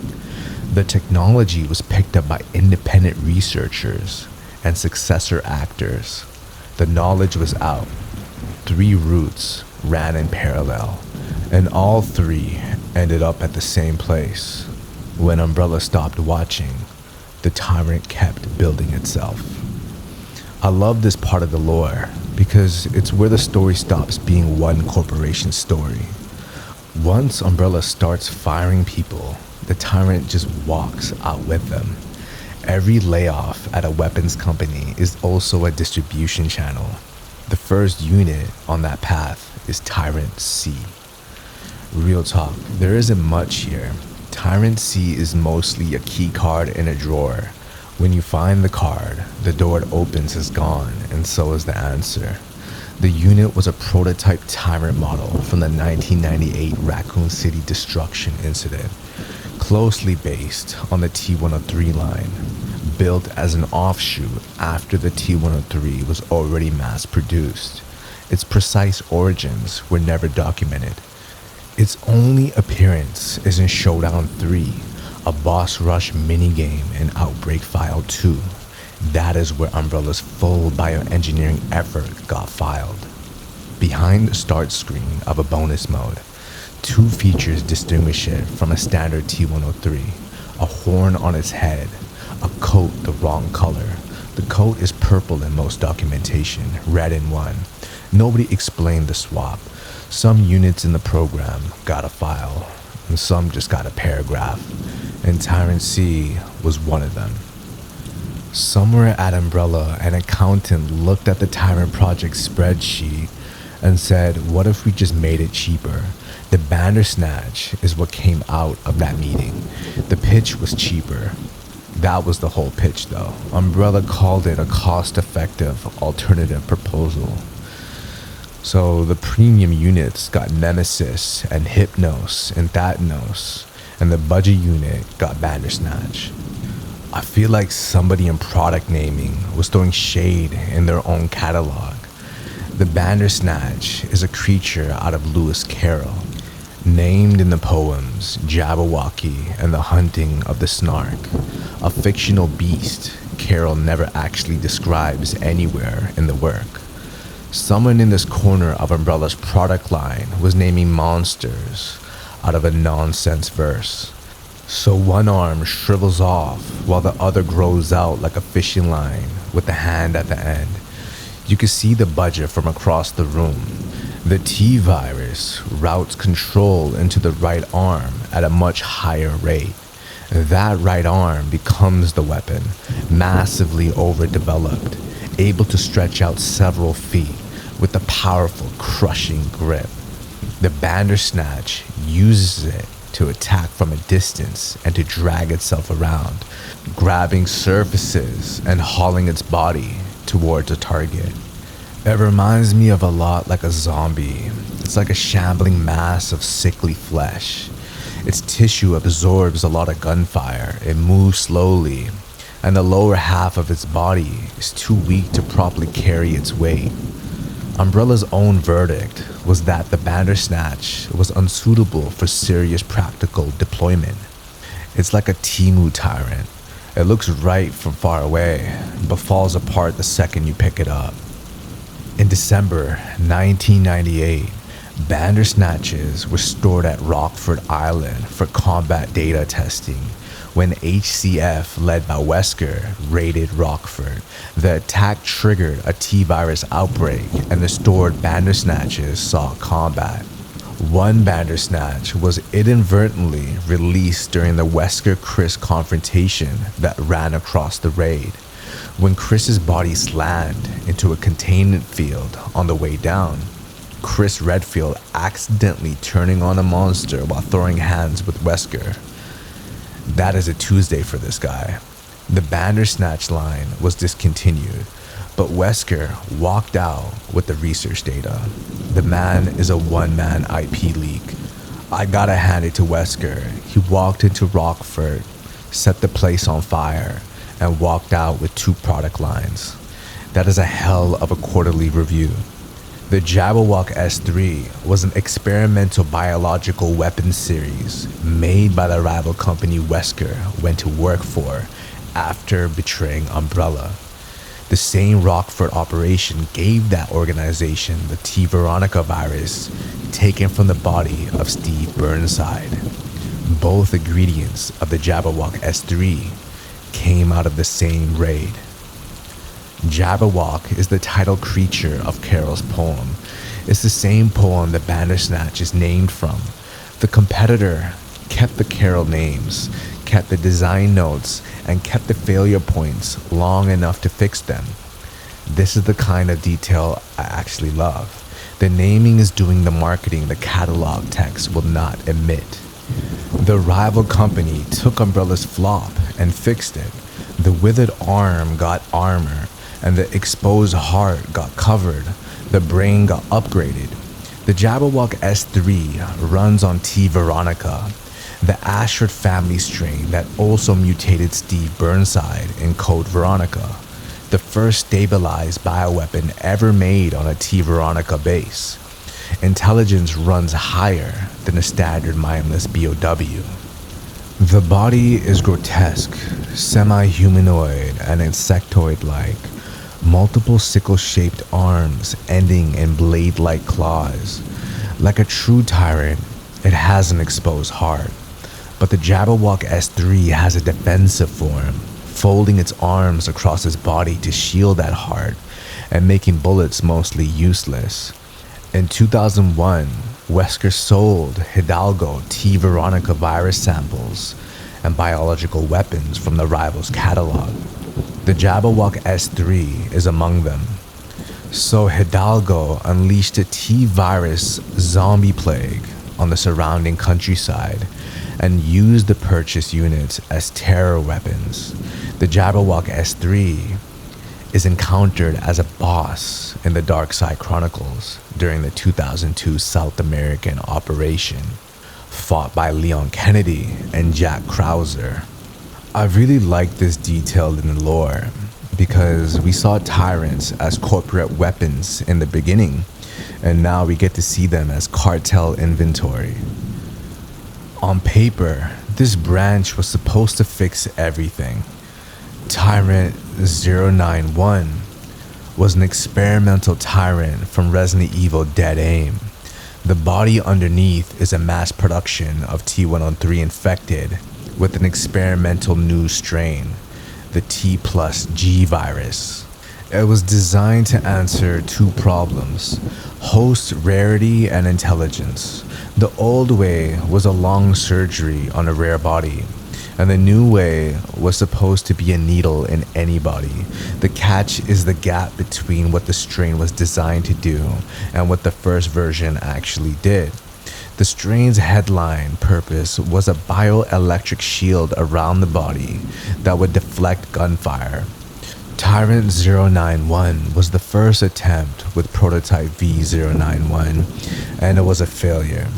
The prototype degraded the subject instead of preserving its mind. And what gets me is the strain was engineered around the shield specifically. And it's the one thing 091 could not do. Like building a car around the engine, and the engine is the part that does not start. And it redeveloped an exposed heart, the old obsolete flaw the line had engineered out. Except this time, they called rotating the weak point 180 degrees as an innovation. They moved the heart to the back, the bioengineering equivalent of putting the lock on the outside of the door. Two G-derived traits set the unit apart. It had no claws. Its arms split into long tentacles, able to whip, strangle, and impale. The body the V091 strain produced is the failure made visible. It was riding the Spencer Rain, an Umbrella luxury cruise ship that secretly doubled as a BOW transport. Imagine paying full price for a deck cabin, and the lower deck is hauling tyrants. In 2002, the rogue former Umbrella operative, Morpheus D. Duvall, seized the ship and let the cargo out. Bruce McGivern killed the creature on board. The question Tyrant 091 left open finally got its answer, and the answer came from outside the lab. Picture being Morpheus, fired for someone else's mistake, forced to wear the corporate blame for Arclay. Then you steal a vial and become the answer the company spent its whole life looking for. Morpheus D. Duvall, a former Umbrella researcher and R&D facility director, was scapegoated by Umbrella for the Arclay outbreak in May 1998 and fired for gross negligence. He went bitter and came back unstable, then signed up as a bioterrorist. It's the kind of villain who would have made it on a Saturday morning cartoon. He's like vain and obsessed and surgically maintained, convinced he was the smartest guy in any room. He had already stolen T-virus samples and the experimental T plus G virus from his old lab, and he was holding the United States and China hostage with the threat of T-virus missiles. He skipped the lab and made himself the bioweapon. During the dead aim incident, he got badly wounded in a grenade explosion set off by the Chinese agent Fong Ling. Dying and wanting revenge, he injected himself with the T plus G to survive. Because of course he did. This is just how resumes work in Resident Evil. He mutated into a Tyrant class creature. So Morpheus' mutated form could do exactly what 091 could not. It self-regenerated a powerful external bioelectric field that deflected incoming fire and projected bolts of electricity. And unlike Birkin's G-virus mutations, where the host loses all rationality, Morpheus retained his mind. He remained himself, vain and articulate, sitting inside a Tyrant-class body. So we got the perfected Tyrant Umbrella spent 15 years trying to build, and the one they engineered the whole strain around was Morpheus, the ex-employee that Umbrella fired. Morpheus' mutated form was strikingly feminine, a curvier physique, and a changed voice, down to organic high heels. Maybe the body the virus picked was the body Morpheus wanted, but that controlled form broke down fast. Repeated combat damage from Bruce McGivern made the G component of the T plus G virus run rampant. Like Birkin before him, Morpheus lost his rationality by degrees. His torso swelled until he became a weird blob of flesh, with his human head pushing out through the mass. Bruce wore down the bioelectric barrier with the charged particle rifle. Morpheus's followers had developed it at the Atlantic Waste Disposal Facility, the only known weapon able to damage the T plus G organism. When the barrier failed, Bruce put a single sidearm round into Morpheus's head, and his body exploded, destroying the missiles before they could launch. Morpheus made the dream work for like an hour. Nobody in Resident Evil had topped him since. Pluto is the last offshoot Umbrella left behind. What gets me about Pluto is the host was a person Umbrella signed paperwork on, and the paperwork only ever called him Alpha. This host was a man in prison for a capital offense. So Pluto is a Tyrant-class bioweapon from Resident Evil Dead Aim, one of Umbrella's failed experiments. And he is the hardest unit in the catalog to sit with. The experiment Alpha Log is brutal even by Umbrella standards. Umbrella recruited him under the cover of a pharmaceutical trial.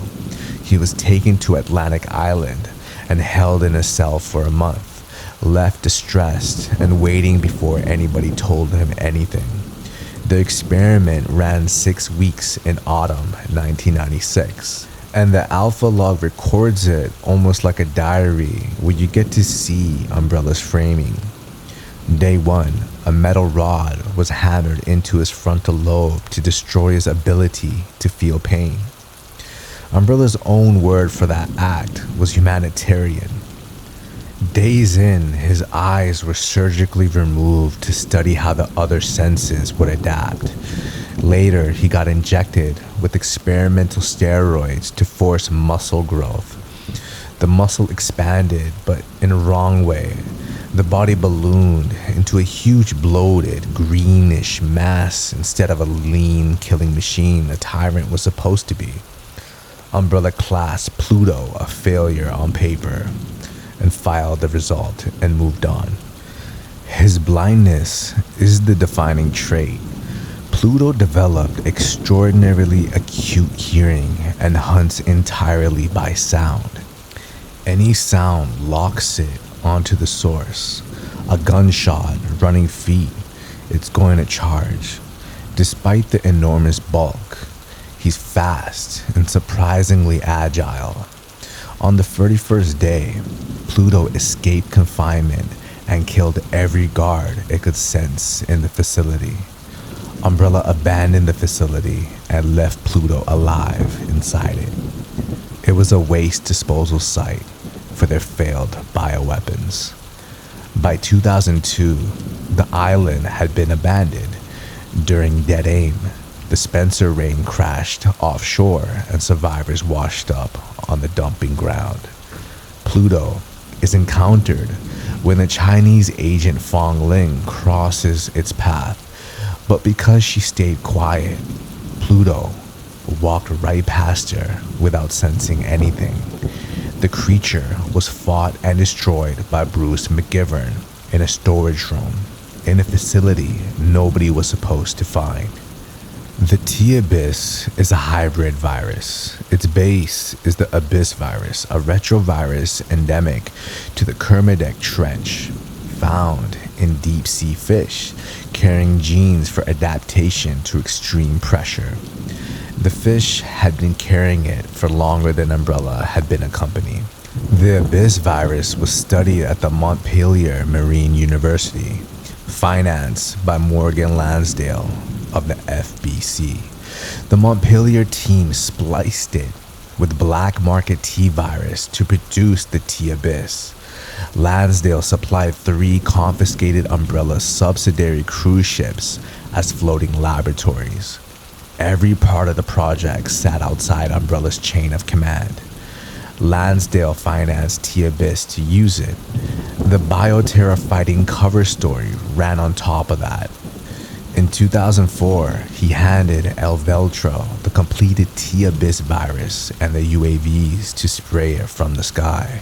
Veltro launched the UAVs from the Queen de Zenobia and dropped the T-Abyss across Terra Grigia and turned Hunter-class BOWs loose in the streets. The public story of the Terra Grigia panic was El Veltro was acting alone. 5 days in, Norman and the inner circle figured out they had been set up.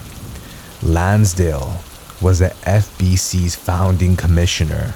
The whole operation was an inside job to manufacture the Bioterra crisis the FBC needed to exist. The agency had built its own customer. Norman's survival chain sounds impossible at every step.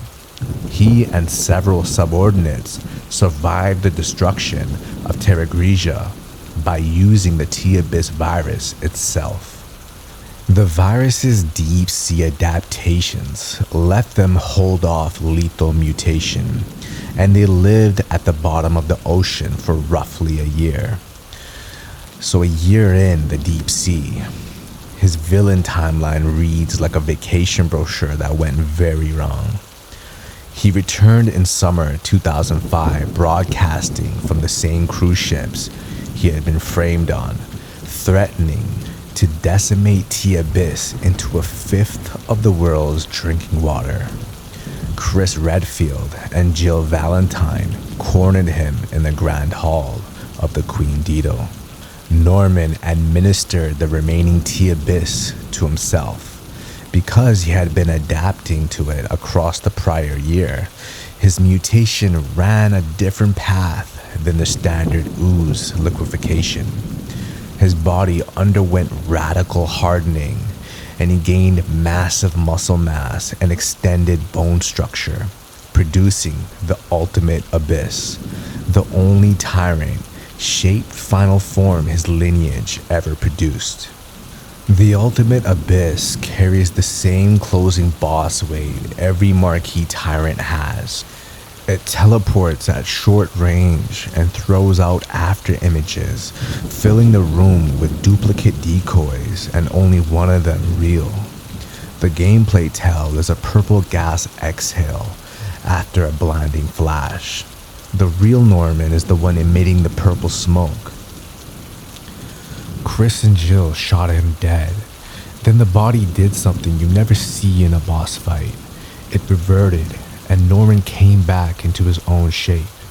He looked up at them with something like relief. He got to die as himself. Greg Mueller, a rogue Umbrella scientist, built Thanos by hand. Honestly, Mueller is the only Umbrella scientist who treated the Tyrant like art. Every other unit Umbrella built is just inventory. Thanos was a sculpture, made in deliberate defiance of mass production. A count of one. Thanos is the Greek god of death. The third Greek mythology name Umbrella reached for after Nemesis and Hypnos. Mueller had the T-103 specs in front of him in the lab. He also had the old T-002 data. He looks at both and decides, the new model is just too clean. I want the old beast back. He used T-103 research as the foundation, but bulked toward the larger, more brutal T-002. The T-002's exposed heart pattern carries through the body Mueller reached back for. So around August 1998, Umbrella saw Thanos and wanted to clone it. Mueller hands Umbrella a 1 of 1. And Umbrella's response is, great, we would like 100. And that is the meeting where the working relationship ended. Mueller refused. He had always intended Thanos to be a single, unique, perfect specimen. He believed mass production stripped out the thing that made it what it was. He turned against the company that had built him a lab and a budget and a job title. And to strike at Umbrella, Mueller partnered with Raccoon University professor Dr. Peter Jenkins, ostensibly to develop a T-virus vaccine. So Mueller invented this vaccine and named it Daylight and murdered his co-author. Jenkins thought the vaccine was the whole point, but Mueller's true aim was leverage. See, a working vaccine would gut Umbrella's bioweapon business. The cure was a memo, and the memo's content was, leave the masterpiece alone. The cure stays in the lab, and the memo never got mailed. The naming just carried the joke. Nobody needs an umbrella in the daylight. Jenkins figured out Mueller's real motive the day Daylight was perfected. The Daylight vaccine required T-blood, and the source Mueller had in mind was Thanos itself. The Tyrant and the antidote came from the same body. This is the most poetic kill in the Tyrant catalog. Umbrella sent a UBCS team into Raccoon University to retrieve or destroy the unit before the vaccine could leave. Mueller activated Thanos, and the bioweapon massacred the team, leaving only Sergeant Nikolai Zinoviev alive. Mueller was shot dead by Nikolai inside the university, and the explosives Mueller had set brought part of the building down on Thanos, costing it an arm. The damage triggered its mutation into Thanos R, a 12-foot super tyrant that intercepted the survivors in the courtyard. They recovered an ampule shooter dropped by a dead soldier, loaded it with Daylight, and fired it into Thanos R. The antivirus reacted with the T-virus contaminated blood and killed the creature in a single shot. The anti-umbrella tyrant, dense with irony by design, the unique masterpiece dies exactly the same way every mass-produced tyrant before it dies, with its mission failing and being put down by the survivors it was sent to kill. The maker who refused to let the company copy his work ended up under a collapsing university with his own bullet inside of him, and under the work itself ended up on the courtyard grass with a vaccine round in its chest. A tyrant is a tyrant and they all lose. And here is where Umbrella's clock starts running out. The Caucasus is the last building. The company is about to die in the same room as its last weapon. They were running out of money, contracts, buildings, and in that final stretch, the program poured everything into one last weapon. The last act of a dying company is the most dangerous one. By 2003, the US government had Umbrella cornered through lawsuits and the loss of military trade. The dream that had run through every prototype was about to end its life as a catalog SKU. So every prior period of the project ran on the same question, the control problem. The host gene route had failed. The nemesis parasite had failed. Talos is the part where the project actually consumes the company. It stands for Tyrant Armored Lethal Organic System. The armored, computer-controlled tyrant of Resident Evil, the Umbrella Chronicles. Talos is the project's final answer to its founding problem. And the answer it delivers is a kind of surrender. The dream had started with a soldier and landed on a drone. The thinking happened in another room, possibly. But this is the part of the Resident Evil timeline that I find genuinely poetic. The chassis the company chased for 15 years was finished the same week the company was. With lawsuits and lost contracts, and the dissolution paperwork ended the corporation in the early 2000s. And the Caucasus facility in February 2003 was effectively the end. Talos bore fruit just before. The T011 host body had been created at Arclay back in 1998 and recovered from the wreckage. Talos, the full integrated weapon built on T011, was finished at the Caucasus facility, the same building tied to the Ivan's final stand. The way into this unit is the chip, a small thing wired into the brain cells of a tyrant, doing all the work with the rest of the unit built around it. Each word of the name does a job. Tyrant for the host, armored for the assault shell, lethal for the kill capacity, organic for the body still inside, and system because the whole thing answered to a server on the other end of a chip. And on the other end was the Red Queen. So Umbrella tried to solve this by moving the brain out of the bioweapon and into the IT department. Talos' intellect was controlled by the Red Queen through the chips embedded in its body. Umbrella stopped trying to teach the host obedience and just removed the option of disobedience entirely. A normal tyrant has combat ability beyond the best trained troops, but it still has a ceiling. It could reliably deter about one military division. And against helicopters and military fighting vehicles, its effectiveness fell off. Talos was built to close the gap. The powered assault armor does two jobs at once.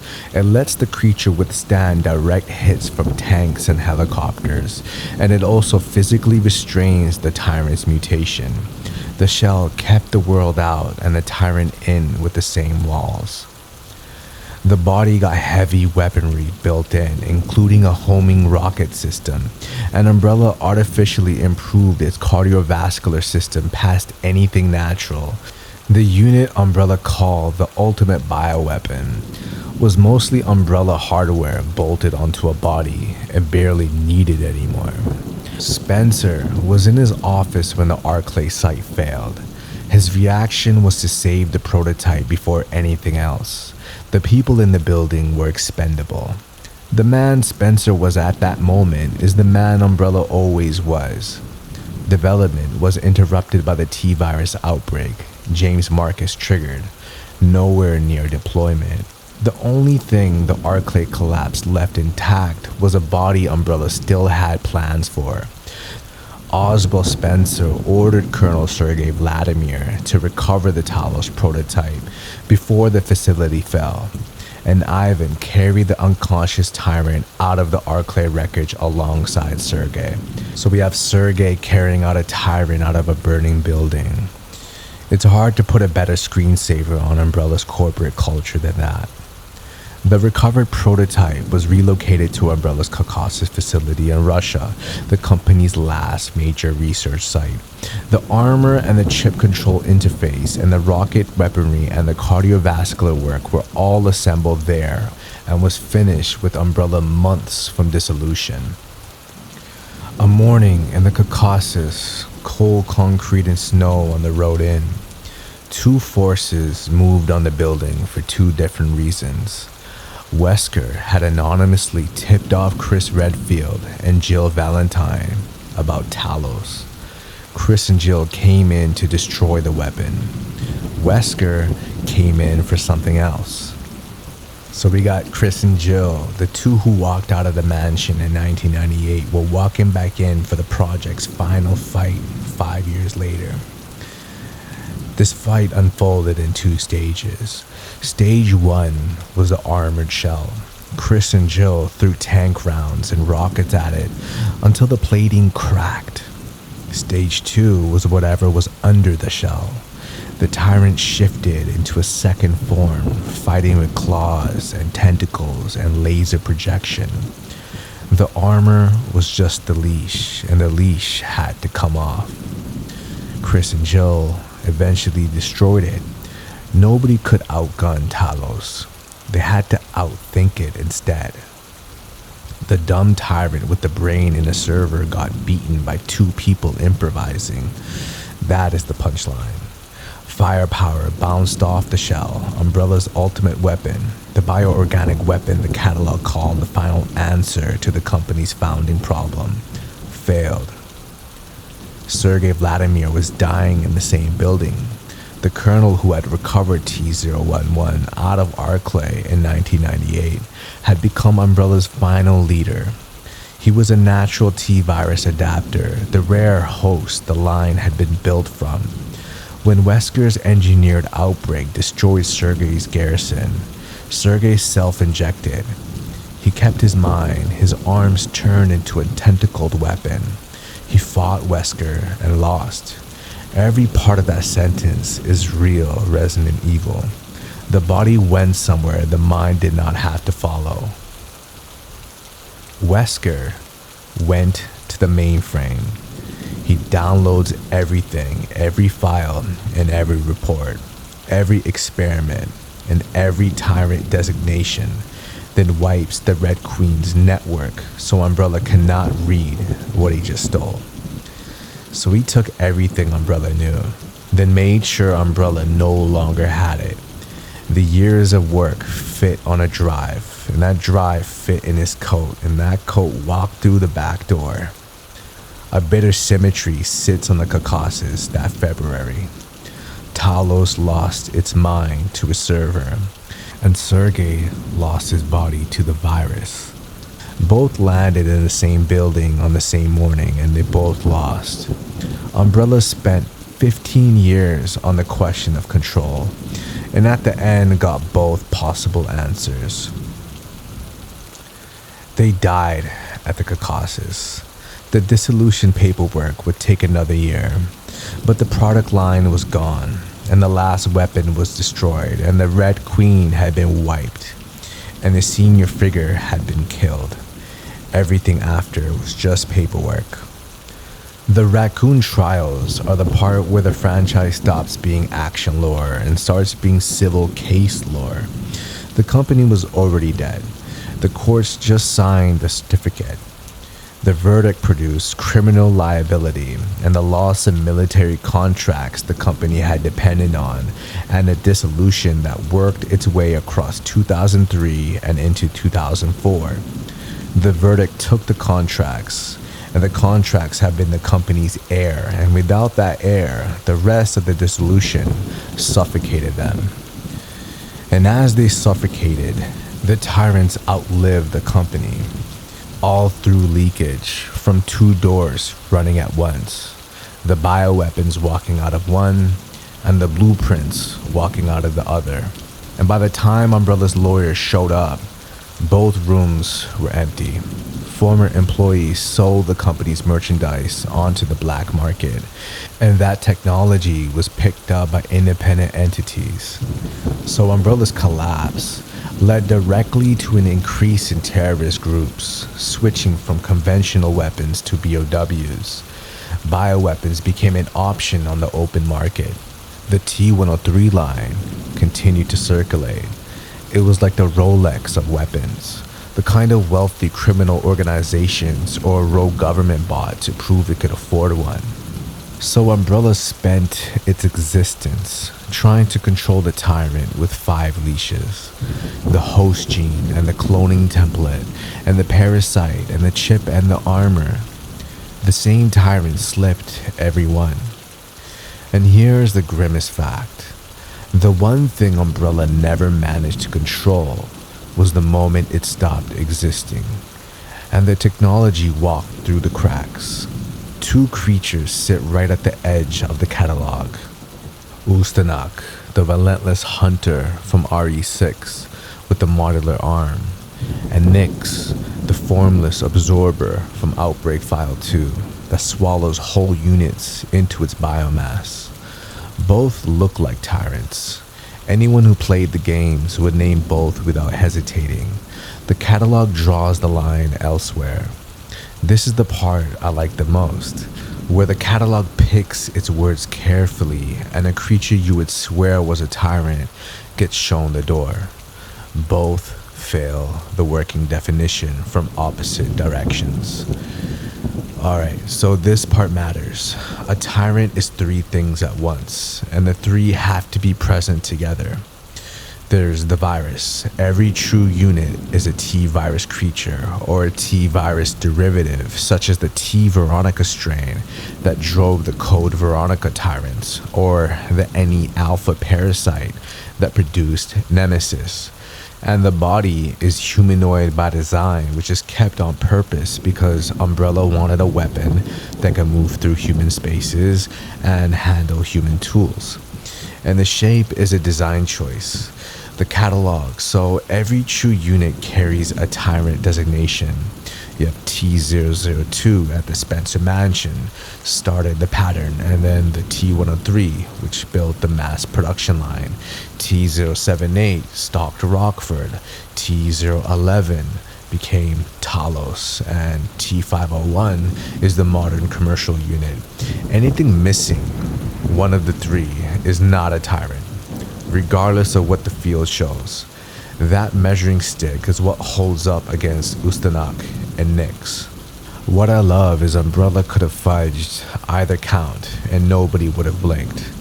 Umbrella held the line. So we start with Ustanak. If you played RE6, you already know him.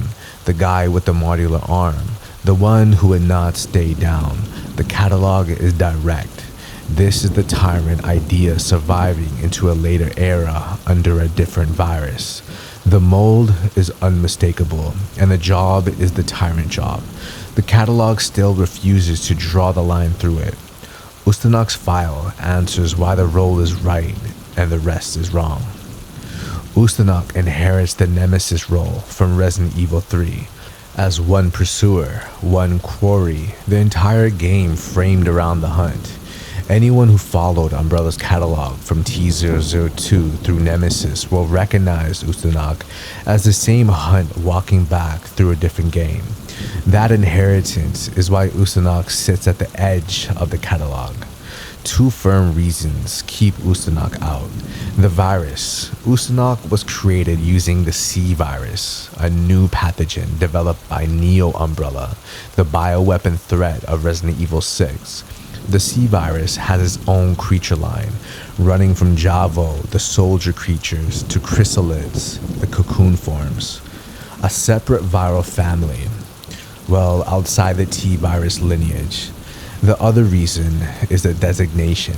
Ustanak never got a T number.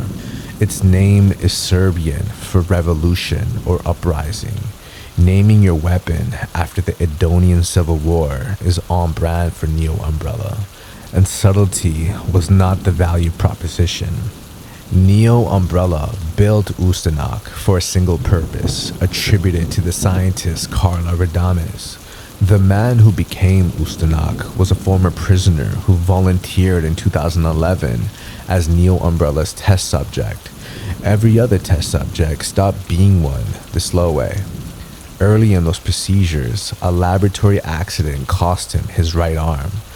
That arm was replaced with a system of interchangeable mechanical attachments: a drill, a claw, a chain gun, a capture cage. Whichever tool Jake earned that day, a Tyrant is grown into. Ustanok got assembled in a workshop. The defining capability is hardware. The arsenal of Ustanok is screwed into a body that used to be a man. Ustanok first appeared in Edonia in December 2012 during the Edonian Civil War. Jake Muller and DSO agent Sherry Birkin witnessed it wipe out a squad of Javo. Sherry, by the way, is the kid from RE2, grown up. The escort mission grew up into a federal agent. The creature hunted Jake and Sherry across Edonia into China, surviving a helicopter crash, a mining drill, falling rubble. Ustanok was finally destroyed when Sherry, aided by Jake, fired an elephant killer magnum round into the exposed heart. In a way, the kill still landed at the same anatomical address every Tyrant kill is landed at. So even though Ustanok isn't a true Tyrant, it's still based on the same idea. You build one creature smart enough and durable enough to chase one specific person until that person is dead. Umbrella chased that idea for 15 years, and Nemesis was the closest they got. This is the part that gets me, because Umbrella fell, and the T-Virus era ended. And we got a new company, which is Neo Umbrella, with new chemistry, with the same exact result. The idea outran the company. That's all Ustanok ever was. He's a Tyrant idea wearing a different virus.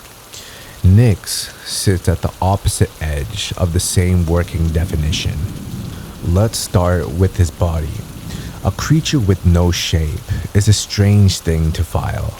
Nyx was an experimental T-Virus BOW Umbrella developed and stored in Raccoon City.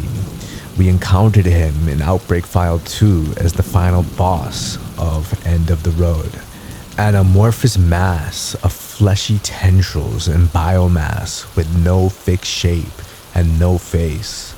A Tyrant holds a humanoid shape by design. Nyx spreads. Nyx in the math is the mother of Hypnos and of Thadnos. Both of those names already sit on units in the catalog. Somebody at Capcom was reading the mythology textbook hard. Ustanok matched the role but ran on a different virus. Nyx runs on the T-Virus and matches nothing else about the shape. Nyx's defining ability is absorption. The creature assimilates organic matter on contact, and each absorption makes it larger and stronger. During Outbreak File 2, Nyx absorbs an entire UBCS team sent in to investigate. The absorbed remains stay partly visible afterward, with faces and limbs in the mass. So it's pretty much a Resident Evil version of Majin Buu. And Nyx does get its upgrade by absorbing Tyrant R, the software-controlled Tyrant Umbrella deployed on the highway overpass. Nyx wore the Tyrant for a while, and Tyrant R eventually walked back out. The T-103 chassis was built to last. Nyx has no obvious vulnerability until the creature takes enough punishment to collapse. Then the flesh over its core opens, and the core becomes the target. The core functions much like the exposed hearts of Umbrella Tyrants, a single soft point, and an otherwise indestructible body. The bioweapon work keeps landing it as the same address. Outbreak File 2 has multiple endings. The route this retelling lands on is one every Tyrant kill in this catalog lands at. Weapon in hand, sights on the exposed core. If you read between the lines, a different picture lands.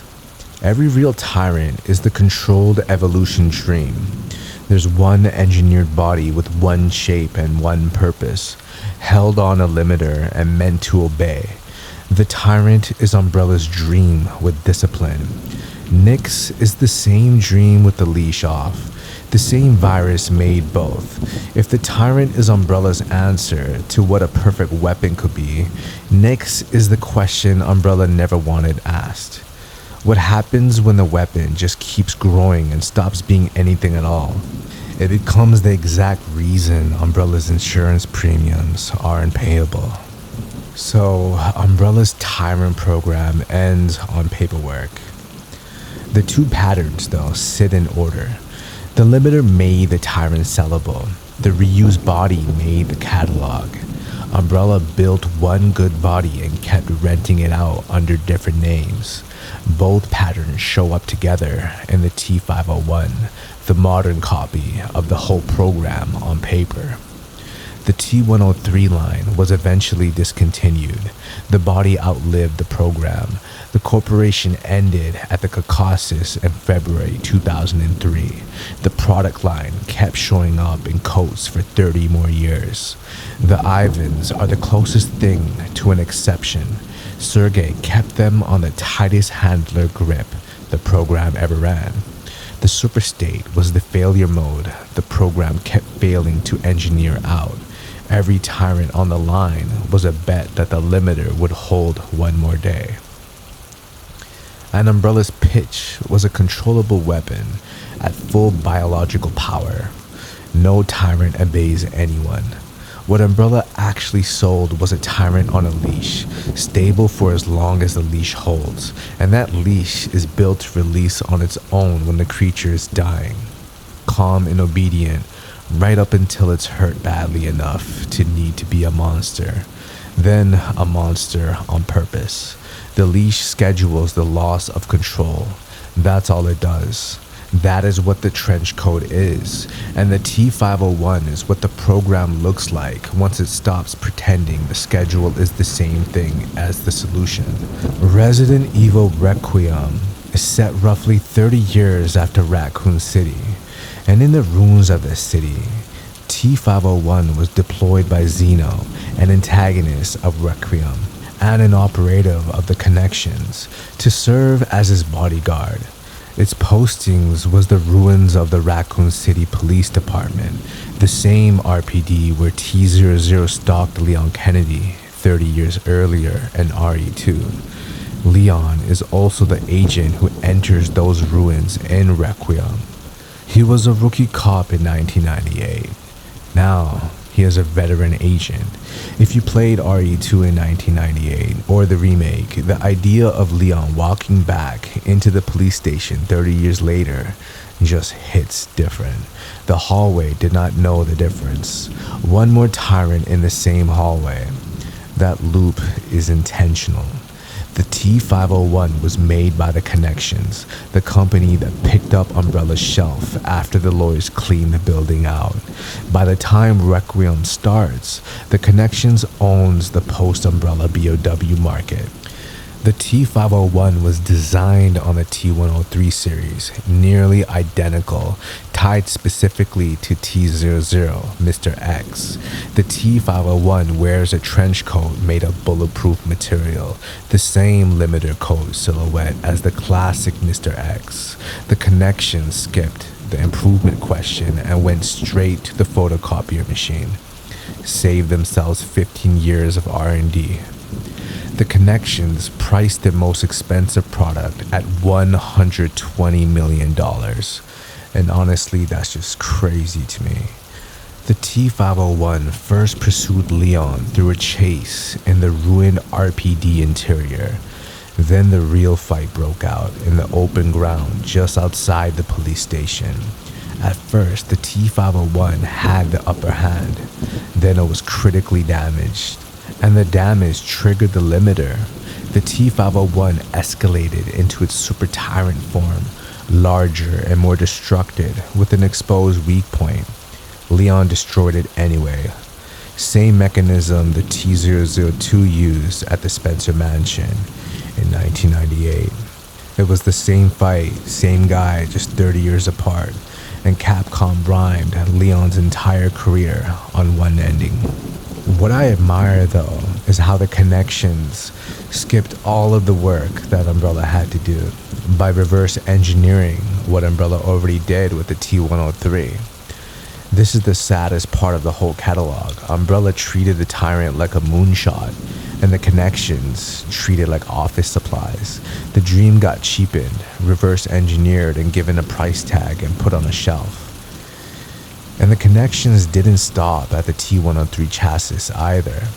You flip the page in the same product catalog and you find another listing, CMNE Gamma 001, the Nemesis Gamma, a mass-produced descendant of the NE Alpha parasite the Europe lab spent the late 90s engineering into the original Nemesis. It's a different chassis, but the same instinct. And the host who carried the result was a man Umbrella once paid, Victor Gideon, a former Umbrella researcher who had worked on the Tyrant project. Gideon was the kind of guy who read Spencer's old papers like scripture. After the company collapsed, he bought one of Oswald E. Spencer's old medical facilities and kept the work going in private. The founder never really died. He just left his vision on the desks of the people he hired. The parasite did what the Europe lab had engineered NE Alpha to do back in 1998 and never quite landed. It bonded to a host who could survive it, drove him through a multi-stage mutation, and kept his mind intact. The Europe lab had prototype bodies, a revision division, and a decade of budget. Gideon had a syringe and a Spencer building. His final form closely resembles the Nemesis from Resident Evil 3. A guy pulled it off in a basement. What gets me about Gideon is the parallel. Morpheus self-injected the T plus G strain in 2002 and became the perfected Tyrant the project never deployed. Gideon used the NE Gamma on himself 30 years later and became the perfected Nemesis the project never finished. So there's two private versions of the dream Umbrella spent its existence chasing and failing, and the obsession traced back to one name, Spencer. Goldman ran Spencer's eugenicist politics into hypnosis biology on Sheena Island in 1998. Gideon ran the same politics decades later. Spencer never had to recruit either of them. They both recruited him after the fact. What the Tyrant project was actually about kept going in private labs. Umbrella built one successful body and then spent 15 years bolting new ideas onto it basically. The Tyrant's real legacy is reuse. The T-103 was the box that finally made the Tyrant shippable. So 8 units carrying 8 different names, all sharing the same body.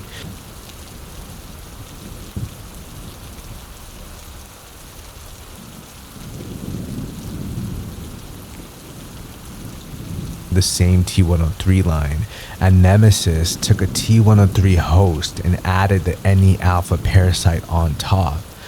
Talos sealed the host, T-011, inside computer-controlled armor, while Tyrant T-091 ran a T-103 body through the T plus G virus. The Bandersnatch came out of the cost-cut shop, and Tyrant R was an experimental T-103 subspecies, and the modern T-501, built 30 years later by a different company, deliberately copied the T-103. So 8 different names, one T-002 underneath. Umbrella's accounting department probably loved the standardization. And the Cerberus project and the Hunter project ran in parallel with the Tyrant project. They existed because the Tyrant was so hard to make that Umbrella needed cheaper creatures alongside it. Umbrella kept Tyrants for prestige and sold Cerberus dogs to keep the lights on. It's the same pattern as every luxury brand that also makes the keychain. And the reusability is genuinely why the Tyrant dominated. A proven body you can keep modifying is efficient. That's why there are 20 units in the catalog and not 3. Here's where the chassis things turn dark. You inherit the body, you also inherit the rare host, the exposed heart, the capped intelligence, the instability the limiter exists to suppress, the bug ships with the platform. Umbrella looked like it was innovating. Reskinning is the more honest word. The exposed heart was in the prototype and it's still in the T501 30 years later. The Tyrant story is a closed loop. The question the wall planted at the start of the Tyrant project has been waiting for an answer, and it's inevitable, like the Tyrant project was running on a timer the whole time.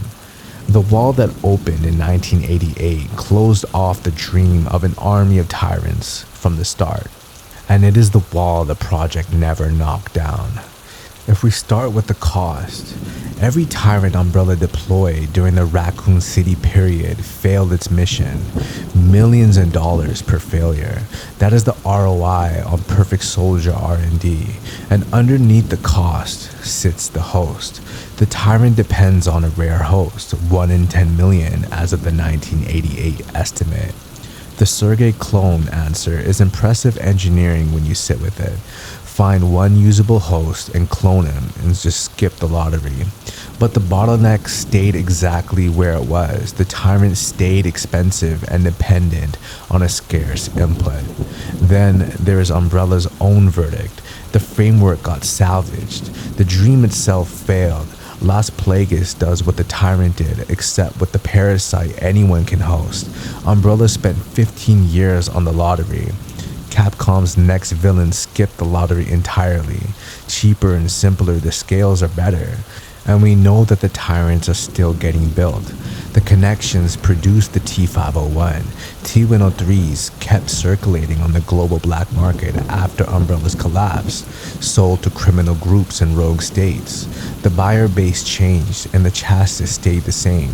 The Tyrant became the post-Umbrella's world's vintage product line, still in the catalog, just in smaller print with fewer buyers. The verdict is the program's history was always pointing at. The Tyrant project began as a dream of the perfect soldier, one engineered body that obeys. As a world builder, this is the verdict that hurts. A Tyrant lost to a different idea entirely. Parasites, viral platforms, things that scale, weapons that do not care about a rare gene or $120 million build cost. In Resident Evil Requiem, the Tyrant is something a person finds written up in a product catalog, with a code and a price and a one-line spec. The Perfect Soldier dream ended its life as a catalog line item. And an honorable mention is the 2012 CG animated film Resident Evil Damnation. It features its own Tyrants, modified T103 units, the unidentified Tyrant series. They're deployed in the fictional Eastern Slave Republic, kept by the president as a last resort defense beneath her palace. 3 are deployed against Leon Kennedy and the rebel fighter Alexander Kozashenko. Leon and Kozashenko destroyed one with a commandeered tank. American fighter jets destroyed the remaining 2. The Tyrants came through an unnamed outside organization.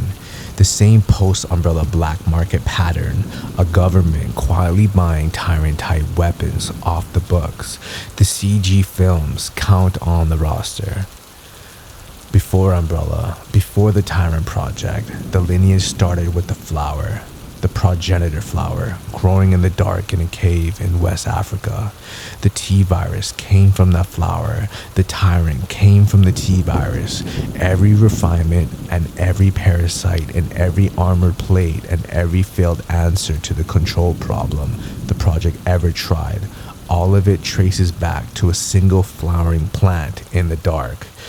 20-some units cataloged and 15 years of corporate work, and underneath all of it, the whole tower of refinement and cloning and armor and failure is a plant that never asked to be any of this. The Tyrant began there before anyone thought to make a weapon out of it. So here we are, end of the catalog.